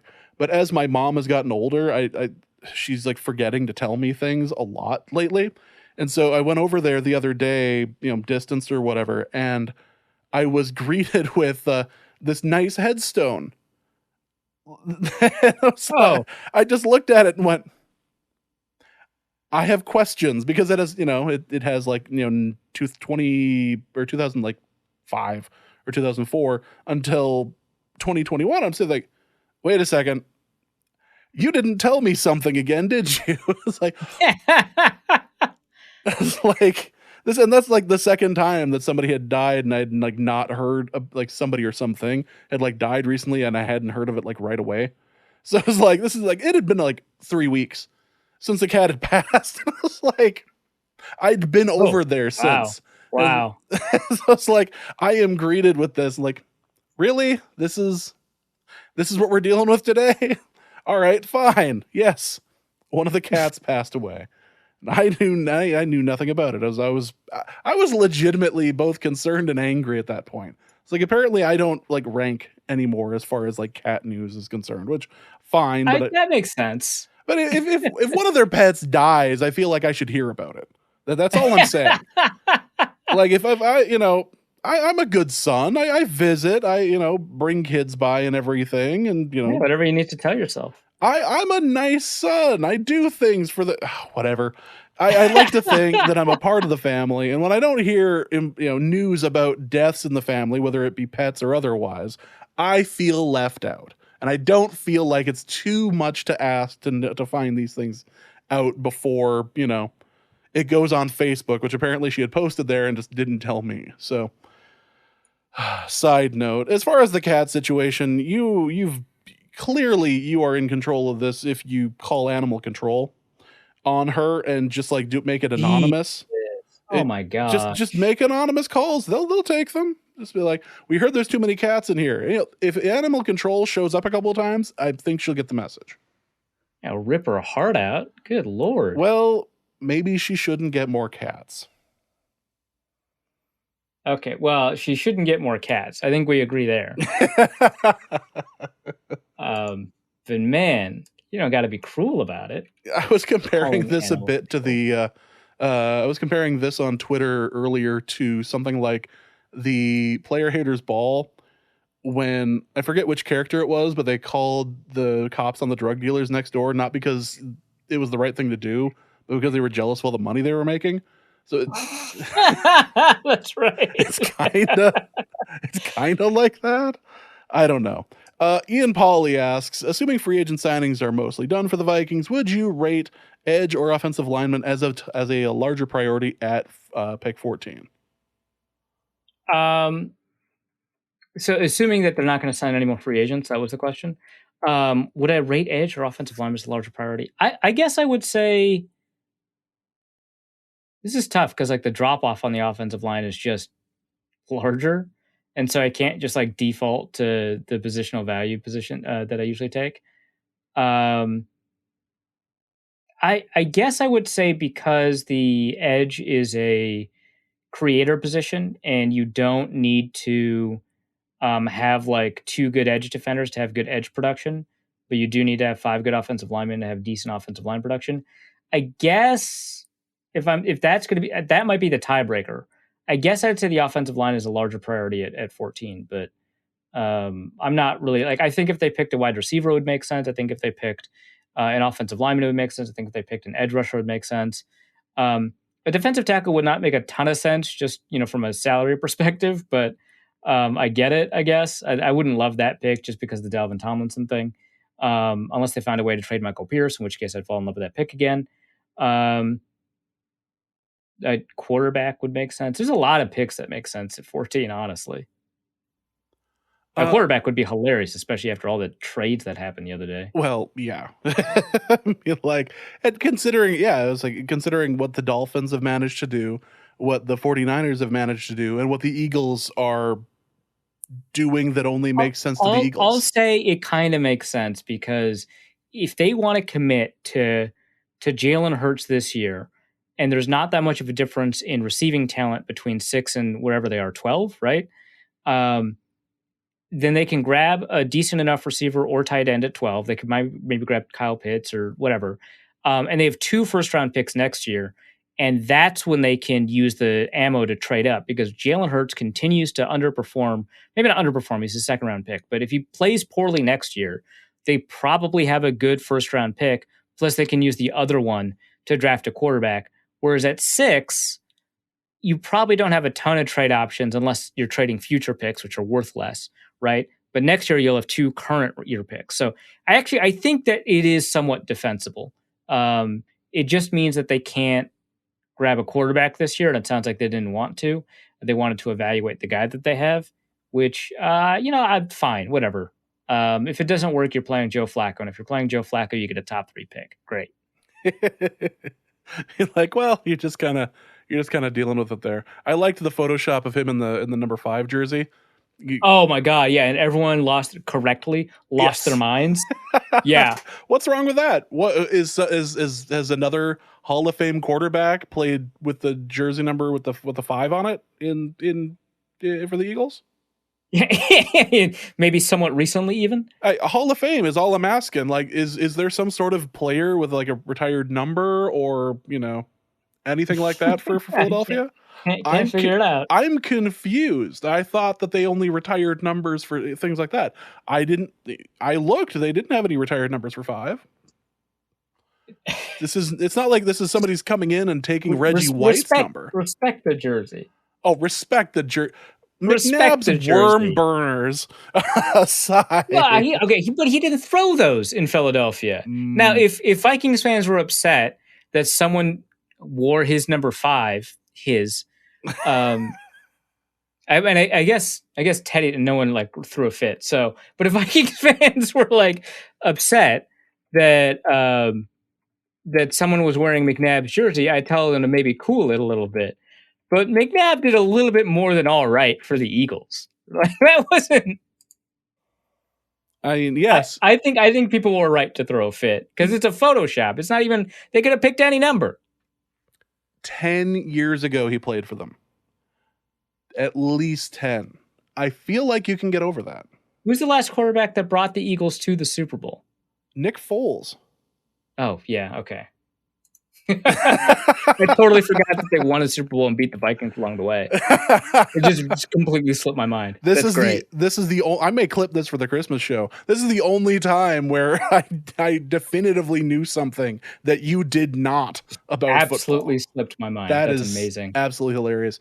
Also, for a Reefs relationship corner, my wife and I were recently discussing our next vacation idea, and I think Appalachia would be a decent place to visit. The thing is, I have a secret allegiance to a sports team in that area the fans have grown aware of.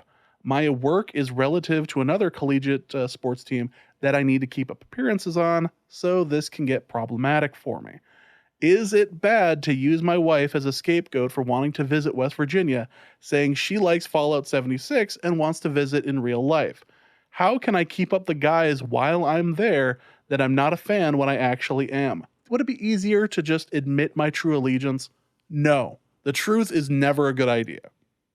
Oh my God, I hate you so much. The big issue I have with this question is that Chelsea and I finally finished up The Last of Us 2, and she loves the environment. And The Last of Us 2, a big portion of the game takes place in Seattle. And she has been asking me to go to Seattle, for us to visit Seattle, because she loves the scenery of the Pacific Northwest. And I'm losing my mind at the prospect that I would take a casual vacation to goddamn Seattle. Like, this question is just like all of it. Video game that the partner likes is like the reason that you're going to some just random location, but you're being accused of, I guess you actually do have a secret allegiance, but you're being accused of being a fan of a team in the area, and that's why you want to go. The difference is I'm resisting this. I'm still going to go. I can't win this argument, but I'm still resisting this, and you're attempting to push for it. I would say that James's advice that lying is always good is bad, but also use whatever opportunities you can in this specific situation. It's not hurting anybody. You know, in this situation too, you could just go to the dark side, or rather in our vision, the light. And in Appalachia, you could also find yourself at James Madison University. That's true. So, I mean, there is that. Nolan Kaler asks, for a Reefs Bong Corner, inspired by... What have I gotten myself into? Inspired by the Dolphins and their leveraging of paraphernalia for draft capital, what kind of bong would the Vikings have to see in order to net a quality offensive lineman? It's worth noting at this particular moment that that draft pick that managed to get the Dolphins how many first rounders? Four. It could have been five, Yeah. but four. Laramie Tunsil and the leaked Bong video 10 minutes before the draft. Phenomenal. Yeah, I can't believe that leaked video resulted in 4 first-round picks. That's what the Eagles have a statue of Nick Foles or whoever, some guy made it to the Super Bowl. Yeah, I mean, Dolphin Stadium's got to have put up a statue of Laramie Tunsil right next to Zonka and Shula. It seems only right. And the guy they always check in on during the undefeated seasons, Mercury Morris. Yeah, perfect. Yeah, that seems right. Jesse from New York. Jesse. First, where would you rank the Patrick Peterson signing next to some of the other defensive signings over the past few years? Tomlinson, Ngakoue, Pierce, in terms of scheme fit, possible impact, and bang for the buck. Yeah, so if I'm only taking a look at guys that signed for over $5 million, so avoiding Tom Johnson, who would be obviously an amazing value pick, then I would say. So I listed them all out in this document. I'd say so over the past 5 years, you got Sheldon Richardson in 2018, the trade for Unique Ngakoue, Michael Pierce in 2020. Obviously, we haven't seen anything about that yet. Dalvin Tomlinson and Patrick Peterson have all signed for over $5 million a year. And I would say in terms of, and we get the benefit of hindsight, I'm going to try and remove that and just take a look at kind of what it looked like at the time of the signing. And I would say that Sheldon Richardson would be number one. I thought the 1 year deal for, I want to say $8 million was really great. I thought that he was an immediate scheme fit for what the Vikings were trying to do. Yeah, he was coming from a 3-4 in New York, and then he played the 4-3 in Seattle, and it didn't work out really well for them, although they've got a really weird kind of 3-4, 4-3 style, especially in 2017 when he played. But I thought that he would do a great job of getting upfield, and I thought that he was a pretty good fit, especially pairing with Andre Patterson. So I thought that was a really good signing. So that would be number one. The next one I was the most excited about, I think Unique Ngakoue would be number two, which obviously that didn't pan out. I thought that the scheme fit stuff was not that important. I thought that the reps that I saw of him coming out of 3-point stances were good. And I thought that his ability to kind of impact quarterbacks and create pressure on his own, while it wasn't completely there in 2019, was, I think, enough to make that trade for a second-round pick. Plus, he was super young. He's almost the same age as Danielle Hunter. And so the Vikings might have been able to secure him to a long-term deal after that. So I thought that was good. So that would probably be my number two. And then I almost listed these in order. I did these in kind of chronological order, just to see and kind of work this out in my head. But I would say I'd say Michael Pierce is the next one, because the Vikings absolutely needed somebody to replace Linval Joseph. I thought that he was a really good run stuffer, not obviously a great pass rusher, but has been really great in both 2-gap and 1-gap systems as a nose tackle and draws a bunch of double teams. Now, if they had signed Dalvin Tomlinson somehow in 2020 and Michael Pierce in 2021, Tomlinson would be way better. I think that he's a really good nose tackle. I think he's a better nose tackle than Michael Pierce and would be a really good fit, especially in terms of the scheme and the way that they take advantage of some of these lighter defensive tackles to be able to make a big impact. So I think if Dalvin Tomlinson had signed in 2020 without Michael Pierce on the roster, that would be number three. But because that's not the context of the situation that they were in, right? Because the question said scheme fit, possible impact, and bang for the buck, I would say that Michael Pierce is probably number three. Then I go Patrick Peterson at number four, and then Dalvin Tomlinson at number five. And Tomlinson is a better player than Peterson and Pierce. And I guess probably Ngakoue too. But I just think in terms of possible impact and scheme fit, I can't put him there.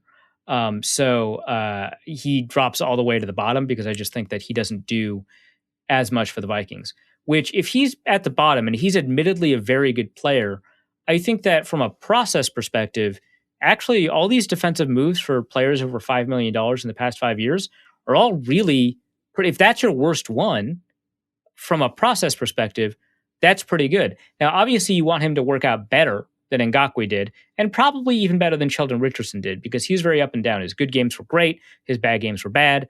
And so at the end of the season, his year-end numbers looked pretty good, but he was very inconsistent.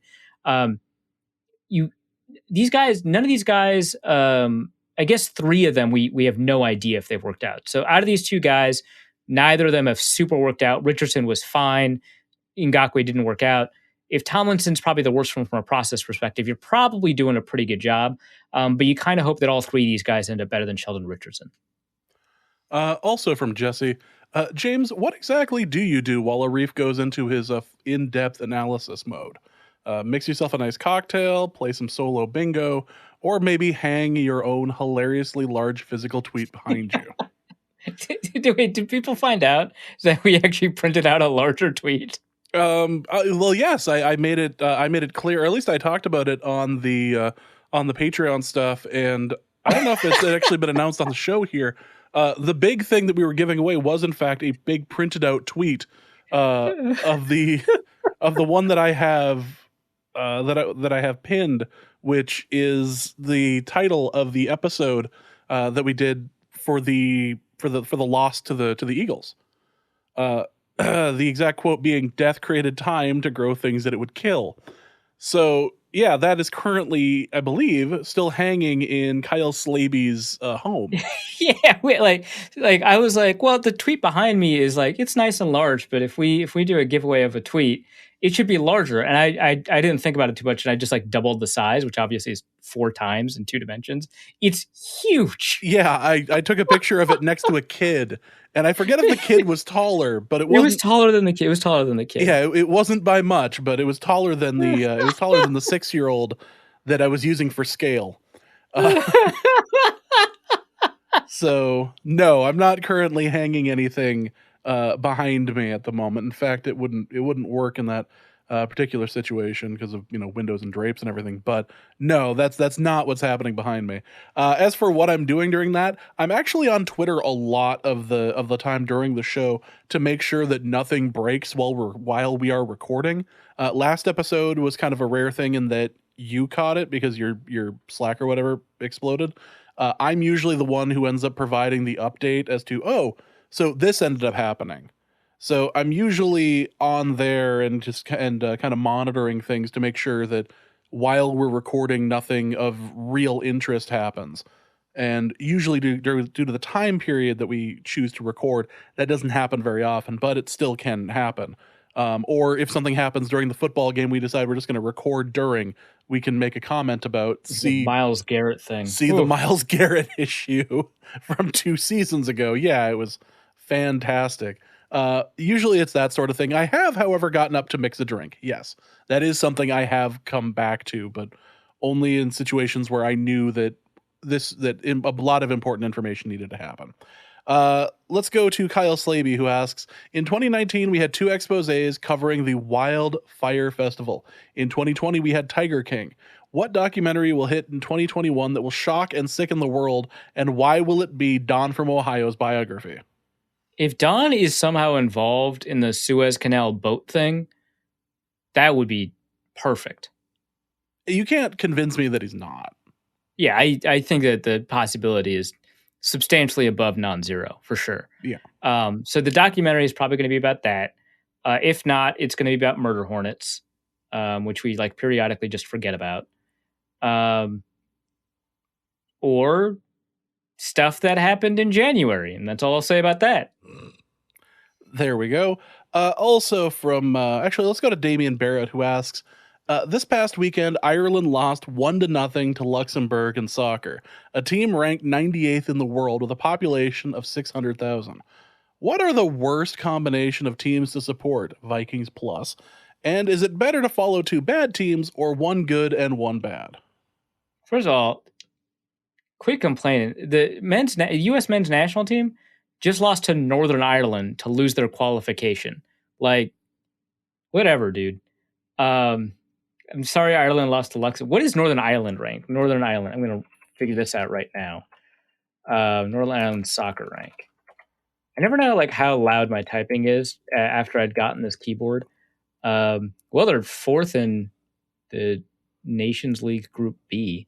Let's see, world ranking. Well, it's not as bad as 98th, I guess.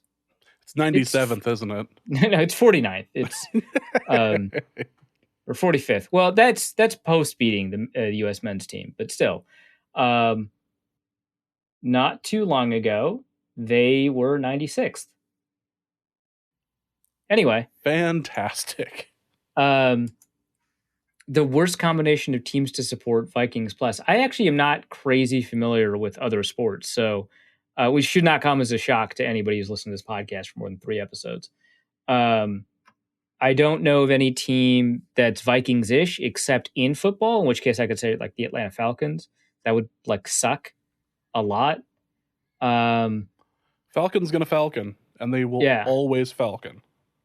I don't think that there's a baseball team like this anymore. I guess maybe the Oakland A's. No, they've had moments of being halfway decent over the past. Yeah, but they never like made it, right? Boy. Yeah, I guess you've never felt miserable, I guess, following them. So maybe the Mets. Even they've made the World Series fairly recently. That's true. Yeah. Okay. But like you can't say like the Cubs anymore, right? Nope. The Cubs would have been the answer before a few years ago. Right. And exactly. The A's have won championships, although I think the last one was in 1989. It's difficult to say, but I mean, if you're looking for happiness through your Minnesota sports teams, you're gonna come up short. So and that's going to start with you can actually start with the Timberwolves there. Well, the problem is that the Vikings like string you on. That's the issue, right? Like it's not just that they're like bad, right? Because otherwise you would just be whatever the Browns were before they finally made the playoffs, right? Or the Bills before they had Josh Allen, which is just a weird thing to say. But it's not that they're bad, right? Like the Jets are bad, but the Vikings string you along. They make you think that like maybe they'll do it. They make the playoffs every other year. They get close and then they just punch you in the teeth. That's all they ever do, right? But you have to let your guard down. And I don't know how many professional sports teams like do that. They like tantalize you and then kick you in the crotch. Like there's just not that many of them, right? I guess the Chargers for a while, but that's football still. So like football, I've got the Chargers and maybe Atlanta. I don't know if there's a baseball team that does that. Twins are good this year, right? So will probably be good this year. So like they'll probably kick you in the teeth. I guess that's an opportunity. Well, I mean, the Twins are always in a position where they can possibly get swept in the playoffs. So right, yeah. But I just feel like it's harder to convince yourself that the Twins are going to beat the Yankees in the playoffs. Whereas with the Vikings, you're like, they just beat the Saints. They could probably do something with the 49ers. I mean, the Saints are a better team. And like, yeah, I guess. In a manner of speaking, but also wrong. Yeah, right. Like they'll always find a way to convince you. Just like you'll have a ton of misgivings. You'll be like, I've seen this team so many times. They'll screw it up. And it's like, wow, this Brett Favre guy is really good. This is the best offense since 98. This is incredible. And then, he Favre's at the end. And you're like, I should have seen that coming, honestly, in hindsight. But I didn't. And now I hurt. I love how the preview to the San Francisco game, and you guys are more than welcome to look it up, is just full of me going, we're playing with house money. It doesn't matter how we do. we knocked out the Saints in a last-second loss in a way that was incredibly annoying to them. We're playing with house money. We're going to go to San Francisco, and we're going to get just shellacked. And it doesn't matter. Does not matter. Fantastic. James Kunow asks for a Reef's Ant Extermination Corner, which is different than your bee race war corner. It's not. I was reading forum posts. Yeah, well, that's kind of how you get to that sort of situation, isn't it? My apartment. It really is, isn't it? Oh, Jesus. You read online, you get, yeah. My apartment. I got bee radicalized. A lesser man would make a comment about the buzz online, but I'm going to keep going with this question. For a Reef's Ant, you're the one who laughed at that. For a Reef's Ant Extermination Corner, my apartment keeps getting carpenter ants despite laying out multiple traps. We've used those little Thunderdome-looking adhesive traps and the syrup that you place on a piece of cardboard and lay around. Any other tips or tricks to get rid of them? My first tip and or trick is to call an exterminator. But what we found actually that worked for us, so we used to have an ant problem like 2 years ago. And we got the Taro Liquid Ant Killer. Don't sponsor us. Actually, so yeah, we're obviously we're not sponsored. You know, that's the whole reason we have Patreon. We don't have advertisements. We asked you a while back about whether or not you'd be okay with us getting sponsors, and you resoundingly said no, and we respected that, so we didn't get it. I would say that if Lamps Plus decided to sponsor us, I would bend that rule. But that's it. I would say I've had a lot of success using Taro products to deal with pests, whether that's fruit flies, actual flies, or ants. And this ant killer works, I guess, like it doesn't kill them right away. They like take this poison back to the nest and then they share it and then it kills them. It's very cruel and effective, and then you don't have to deal with ant bodies either. They just like die inside the walls of your house. So that solved our ant problem. It's really morbid when you think about it, but it was very effective. Well, when it is about killing ants, it has to be morbid. But yeah. So I'll link that, I guess, in the show notes because that's what we do now. But yeah, I've had a lot of success with their products. Kenneth Allen asks, "What does it take for Zimmer slash Spielman to keep their jobs? 11-6 and a playoff win. Unfortunately, this seems like a classic 9-8 team." I think they have to get to the playoffs. I guess if they got bounced out of the playoffs, that might be it. They'd just be like, you know what? Screw this. I'm out. Like I could see the Wolves just being like, all right, we've had enough of this. Like it's time. But it is hard to find a playoff coach. That's tough, man. How many coaches make like 4 playoffs with the same team? That's nuts. But yeah, I mean, I guess if you're concerned about floor ceiling, and I actually, while the evidence for the idea that Zimmer has a ceiling is pretty decent, and right, they did make the NFC Championship game. Like the ceiling is relatively pretty high. I get the argument for the high, the low ceiling, high floor thing, but I don't think that that's a thing that coaches have. Like I think if you're good enough to coach someone into the playoffs, you're probably a good enough coach with the right talent to win playoff games. Like that discriminating skill set, I think, is really difficult to find. And I think people said that about Andy Reid too, which is the example I always go to. But there's not a ton of coaches that have been fired after like being 580 or 600 or whatever. So. Yeah, but in terms of the Zimmer Spielman keeping their jobs, I could totally see them going 11-6, losing a playoff game, and getting fired. So I guess the ultimate safety net is to at least win one playoff game. Other than that, if they go 9-8 or whatever, or 8-9 this year, that's probably it. They probably lose. But if they go like 10-7 and miss the playoff. God, it's so weird to think about these 17 game seasons and do that mathematically. I think the understated joke here is the classic 9-8 season. Okay, that is a really good joke. Yeah. Sorry, Kenneth, I spoke right over it. That's a really good joke. But if they get like 10-7 and miss the playoffs, that feels like good enough to not get fired. But I could totally see it. So this is probably a make or break year for them.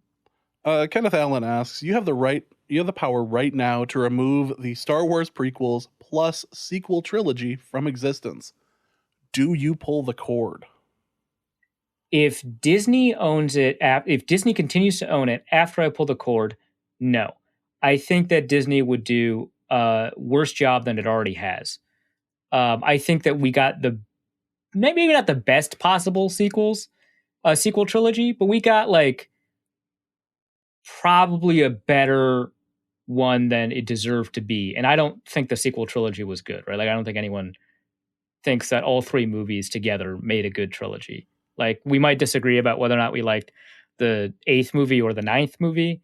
Actually, I don't know anyone who likes the 9th movie, but still, some people liked the 8th movie and some didn't. I liked the 8th movie. A lot of people didn't. I get that. But I don't think anybody, regardless of how much you like the 8th movie or whatever, likes the trilogy. So we all agree it was pretty bad. I think that that's maybe the best we were going to do with Disney. And I think if they had a chance to redo the sequel trilogy, they'd screw it up even worse. So if Disney owns it afterwards, no. It is much more difficult for me to answer this if Disney loses ownership. Because, and I've said this before, I think the prequels have a lot of really good structure and presented enough good ideas. So the dialogue was bad, the editing was bad, the acting was bad, right? They're not good movies. But the underlying stuff behind it, like the whole reason, I'd said this before and I didn't realize where I'd picked up this characterization, but it is accurate. I got it from Quinton Reviews, it turns out, the YouTube channel. The whole reason that George Lucas made the prequels is because he had something to say. And he was opposed to the Iraq War and he hated George Bush.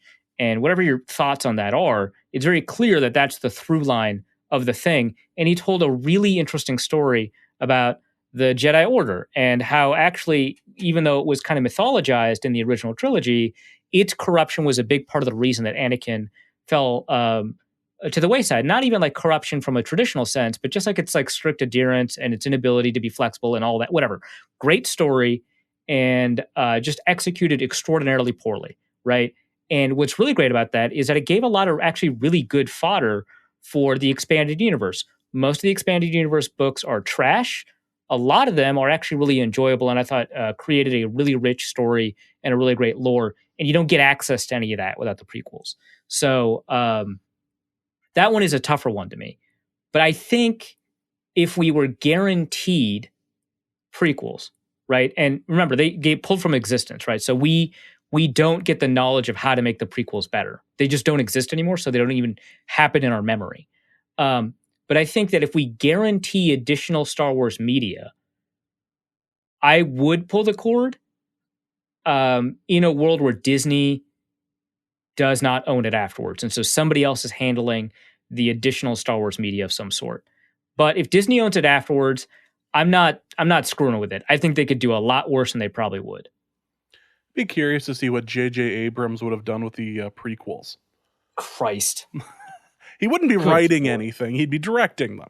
Well, yeah, but then they wouldn't have anything to say. Like they would be much better executed. The sequel trilogy is better executed, but they don't have anything to say. Not like particularly. Yeah, and can you imagine, like, if he was told to make a political drama about a separatist movement, how you would handle that? Oh.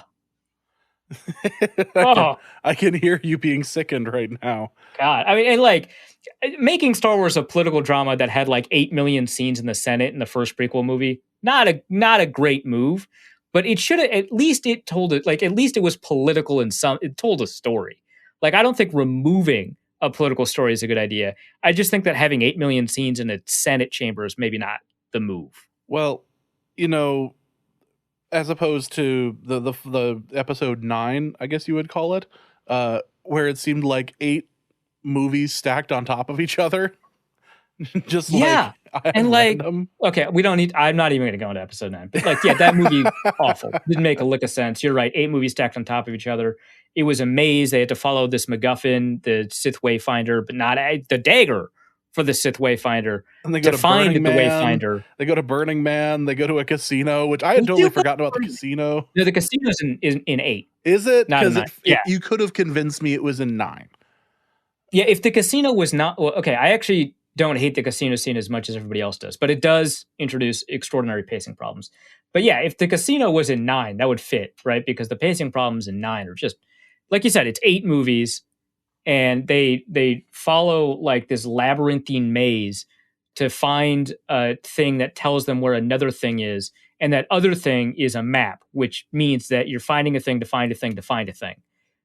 Just amazing movie. How could they screw that up?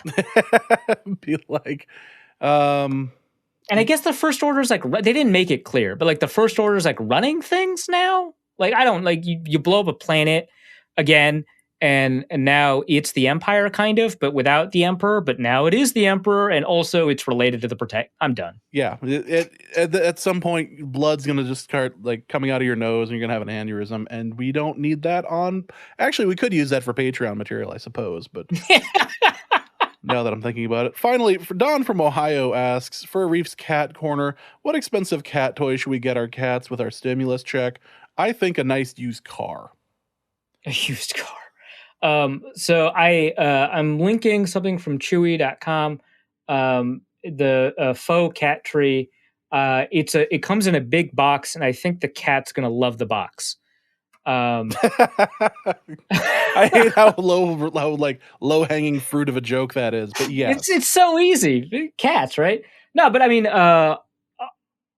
Chelsea's owned like 4 or 5 cats, and they've all loved cat trees. So that seems to be a pretty universal-ish gift for cats, and they've all been pretty different cats, honestly. So the cat tree seems like a good idea. Although, I mean, Chewy has a bunch of great cat toys. I mean, she uses it a lot in her cat behavioral work. I mean, like the ball that's like stuck in a track or whatever with a scratching thing in between. That's a big hit. I don't know if that description meant anything to anybody. Now that you said it out loud, it's a circle with a track, and inside the track, on the outside of the circle, there's a ball that's like stuck in it, so you can't like pull it out. And so when a cat bats at it, it just rolls around in the circle on its predetermined track. And then the center of it is just like the cardboard scratching material. That makes sense. What I said. I was going to ask if you wanted to try one more time, but I feel like you're satisfied now. No, I'm good. I'm a writer. I communicate for a living. I'm good at this. Is that, you know what? Not going to touch that. All right, that is going to be it for this episode of Norse Code. Hope you guys have enjoyed it. Arif, what do you have over at The Athletic? Yeah, so I'm going to link the Patrick Peterson piece and, also the Dalvin Tomlinson piece, even though I linked it last time. I'm also going to link, obviously, the Nick Olson zone coverage piece, but there's a couple of other pieces at The Athletic. We did dueling 7-round mock drafts, me and Chad. I've got a couple of other pieces coming out. I'm going to be talking about the offensive line that kind of fit the Vikings' needs coming up soon, as well as just kind of general thoughts on the way the Vikings approach this free agency period. All right, well, that is going to be it for this episode of Norse Code. Hope you guys have enjoyed it. We'll have our bonus material next week, so if you are interested in such things, you can head over to patreon.com/NorseCode for that. For Reef, my name is James. Thank you guys so much, and please remember to punch reality right in the face. And you will hear from us soon. Norse Code is the largest and only division of Norse Code LLC. You can find Norse Code on the Daily Norseman, SB Nation's official Vikings blog, at dailynorseman.com. You can also find it on iTunes, Spotify, YouTube, Stitcher, or wherever fine podcasts are aggregated. Our Vikings blogger extraordinaire and generally useful human is Arif Hassan, and he can be found on Twitter at Arif Hassan NFL. You can also find his written work at theathletic.com. I am your podcast host and producer, and my name is James Pagashnik. You can find me at the show's official Twitter feed at NorseCodeDN or my personal account at BigMono.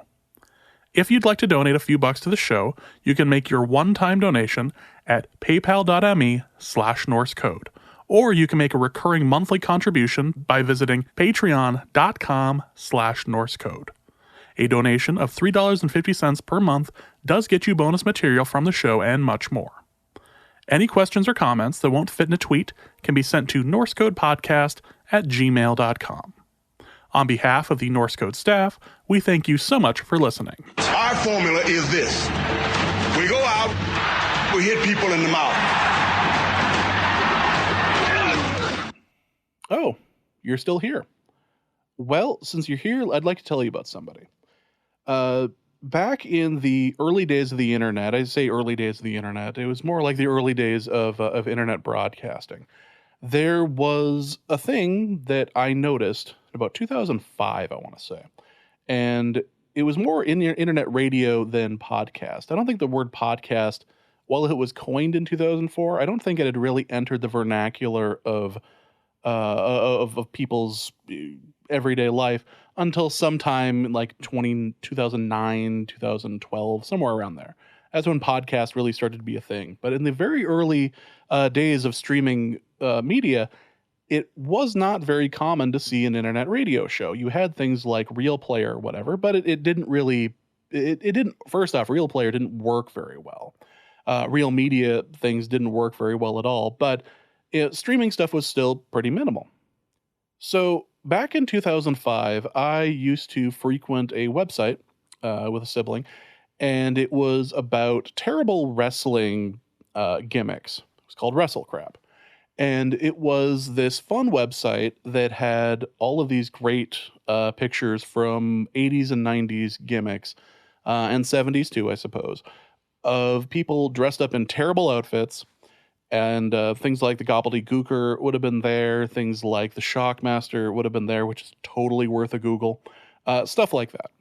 And you could find all of this, stuff that would be posted like every week, and there'd be a couple of different writers, and it would be entertaining. A million John Tenta things would be on there. John Tenta would have been an earthquake at the time. And they had this radio show that would come on. And this radio show that would come on was called Wrestle Crap Radio. It had two hosts. One was R.D. Reynolds, and the other was a fellow by the name of Blade Braxton. And they would do this show, and it would start off like the first couple shows were fairly on brand, and they talk about terrible wrestling stuff, and it would be funny. Blade always sounded like he was hungover, which I always thought was kind of funny. It was kind of like their dynamic. RD was definitely more of the person who would be kind of upbeat, and Blade was not. Blade always sounded like he had just woken up. Again, which I thought was hilarious. So they did this show for a number of years and had to stop for whatever reason, and then started up again. And all in all, they'd been doing it for about 15 years. And it was the first radio show for the internet that I had heard that was like a real podcast. And it got me thinking, got me talking to other people. Because I was listening to this in college. And I would hear this, and I would talk to other people that I was going to school with at recording school, and be like, hey, is this like a viable option for like a career path or anything? Or is there anything to this? I know I want to do music stuff, but this seems like something that could be interesting. And so without thinking much of it, just kind of like kept listening, whatever, for the next, couple of years, until Dusty and I started doing our original show, which was called the Untitled One Show. Do not look that up. The episodes are terrible and the sound quality is awful, but it was still our show. And I had actually reached out to Blade Braxton at some point and had, a couple questions. And he was super nice to me at a time that he had absolutely no need to be. I think I'd mentioned, I'd been a fan for a number of years, and hey, just had a couple questions kind of about what you guys do on the back end, or just, how you guys kind of work things, or dynamic, or, intellectual property stuff, all of that, inside baseball stuff. And he was super nice to me at a time that he did not need to be. And I always appreciated that about him. And what I've found recently from people who've posted about it is this was not an uncommon thing. Blade was really cool. And if you had a question or were a fan or interacting, he would always go out of his way to talk to you. And so I've kind of modeled myself and interactions on this show based upon just, conversation with Blade Braxton, because this was the first internet radio thing I'd ever heard. And it kind of proved to me that this was something that could be done. I'm telling you all of this because Blade Braxton passed away yesterday. Would have been Sunday. And the news had come out this morning that he had passed. And it's very shocking to those who've listened to him for a number of years. They'd been doing the show off and on for 15 years now. And I had actually just listened to an episode fairly recently. I'd gone through an old hard drive and had found a file named WC Radio and then a date on it. I went, holy crap, I still have this from like 13 years ago or whatever. And sat down and listened, and it was still just the same. It was exactly as I remember it. The sound quality was terrible, but they were, trying to make do.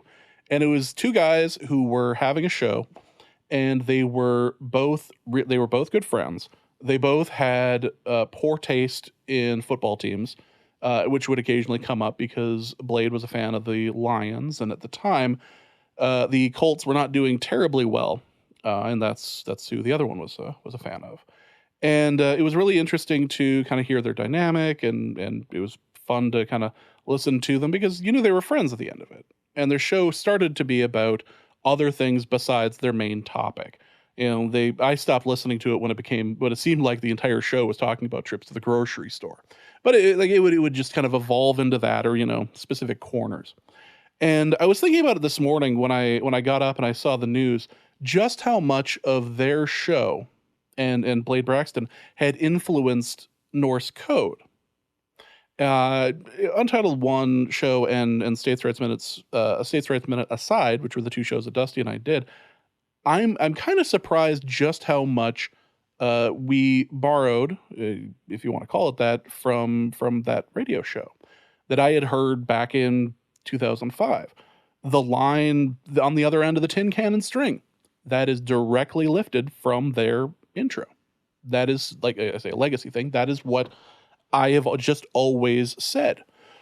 I've made reference to Norse Code having 12 listeners, and we're going to annoy 2 of them, and we're only going to have 10, or we're only going to have 11 left, like that sort of thing, or we just gained 13, like that sort of thing. That's a direct lift from the show. There's a couple other of examples, but it's that sort of thing where I rather as producer or just a content provider have referenced that, and it was highly influential in stuff that I was doing. Anyway, I'm saying all of this is just like a mini tribute to Blade, who had passed away here yesterday, and I wanted to say it because I've been thinking about it all day, and I'm just recording this after Arif and I had just finished the show, but I wanted to say something because without knowing that he had any sort of influence at all on any other podcast but his own, I just wanted to say that Blade Braxton has had a positive influence on me, on my life, and on this show. And I definitely wish his family well, and to R.D. Reynolds as well, for this during this difficult time. Thank you for listening.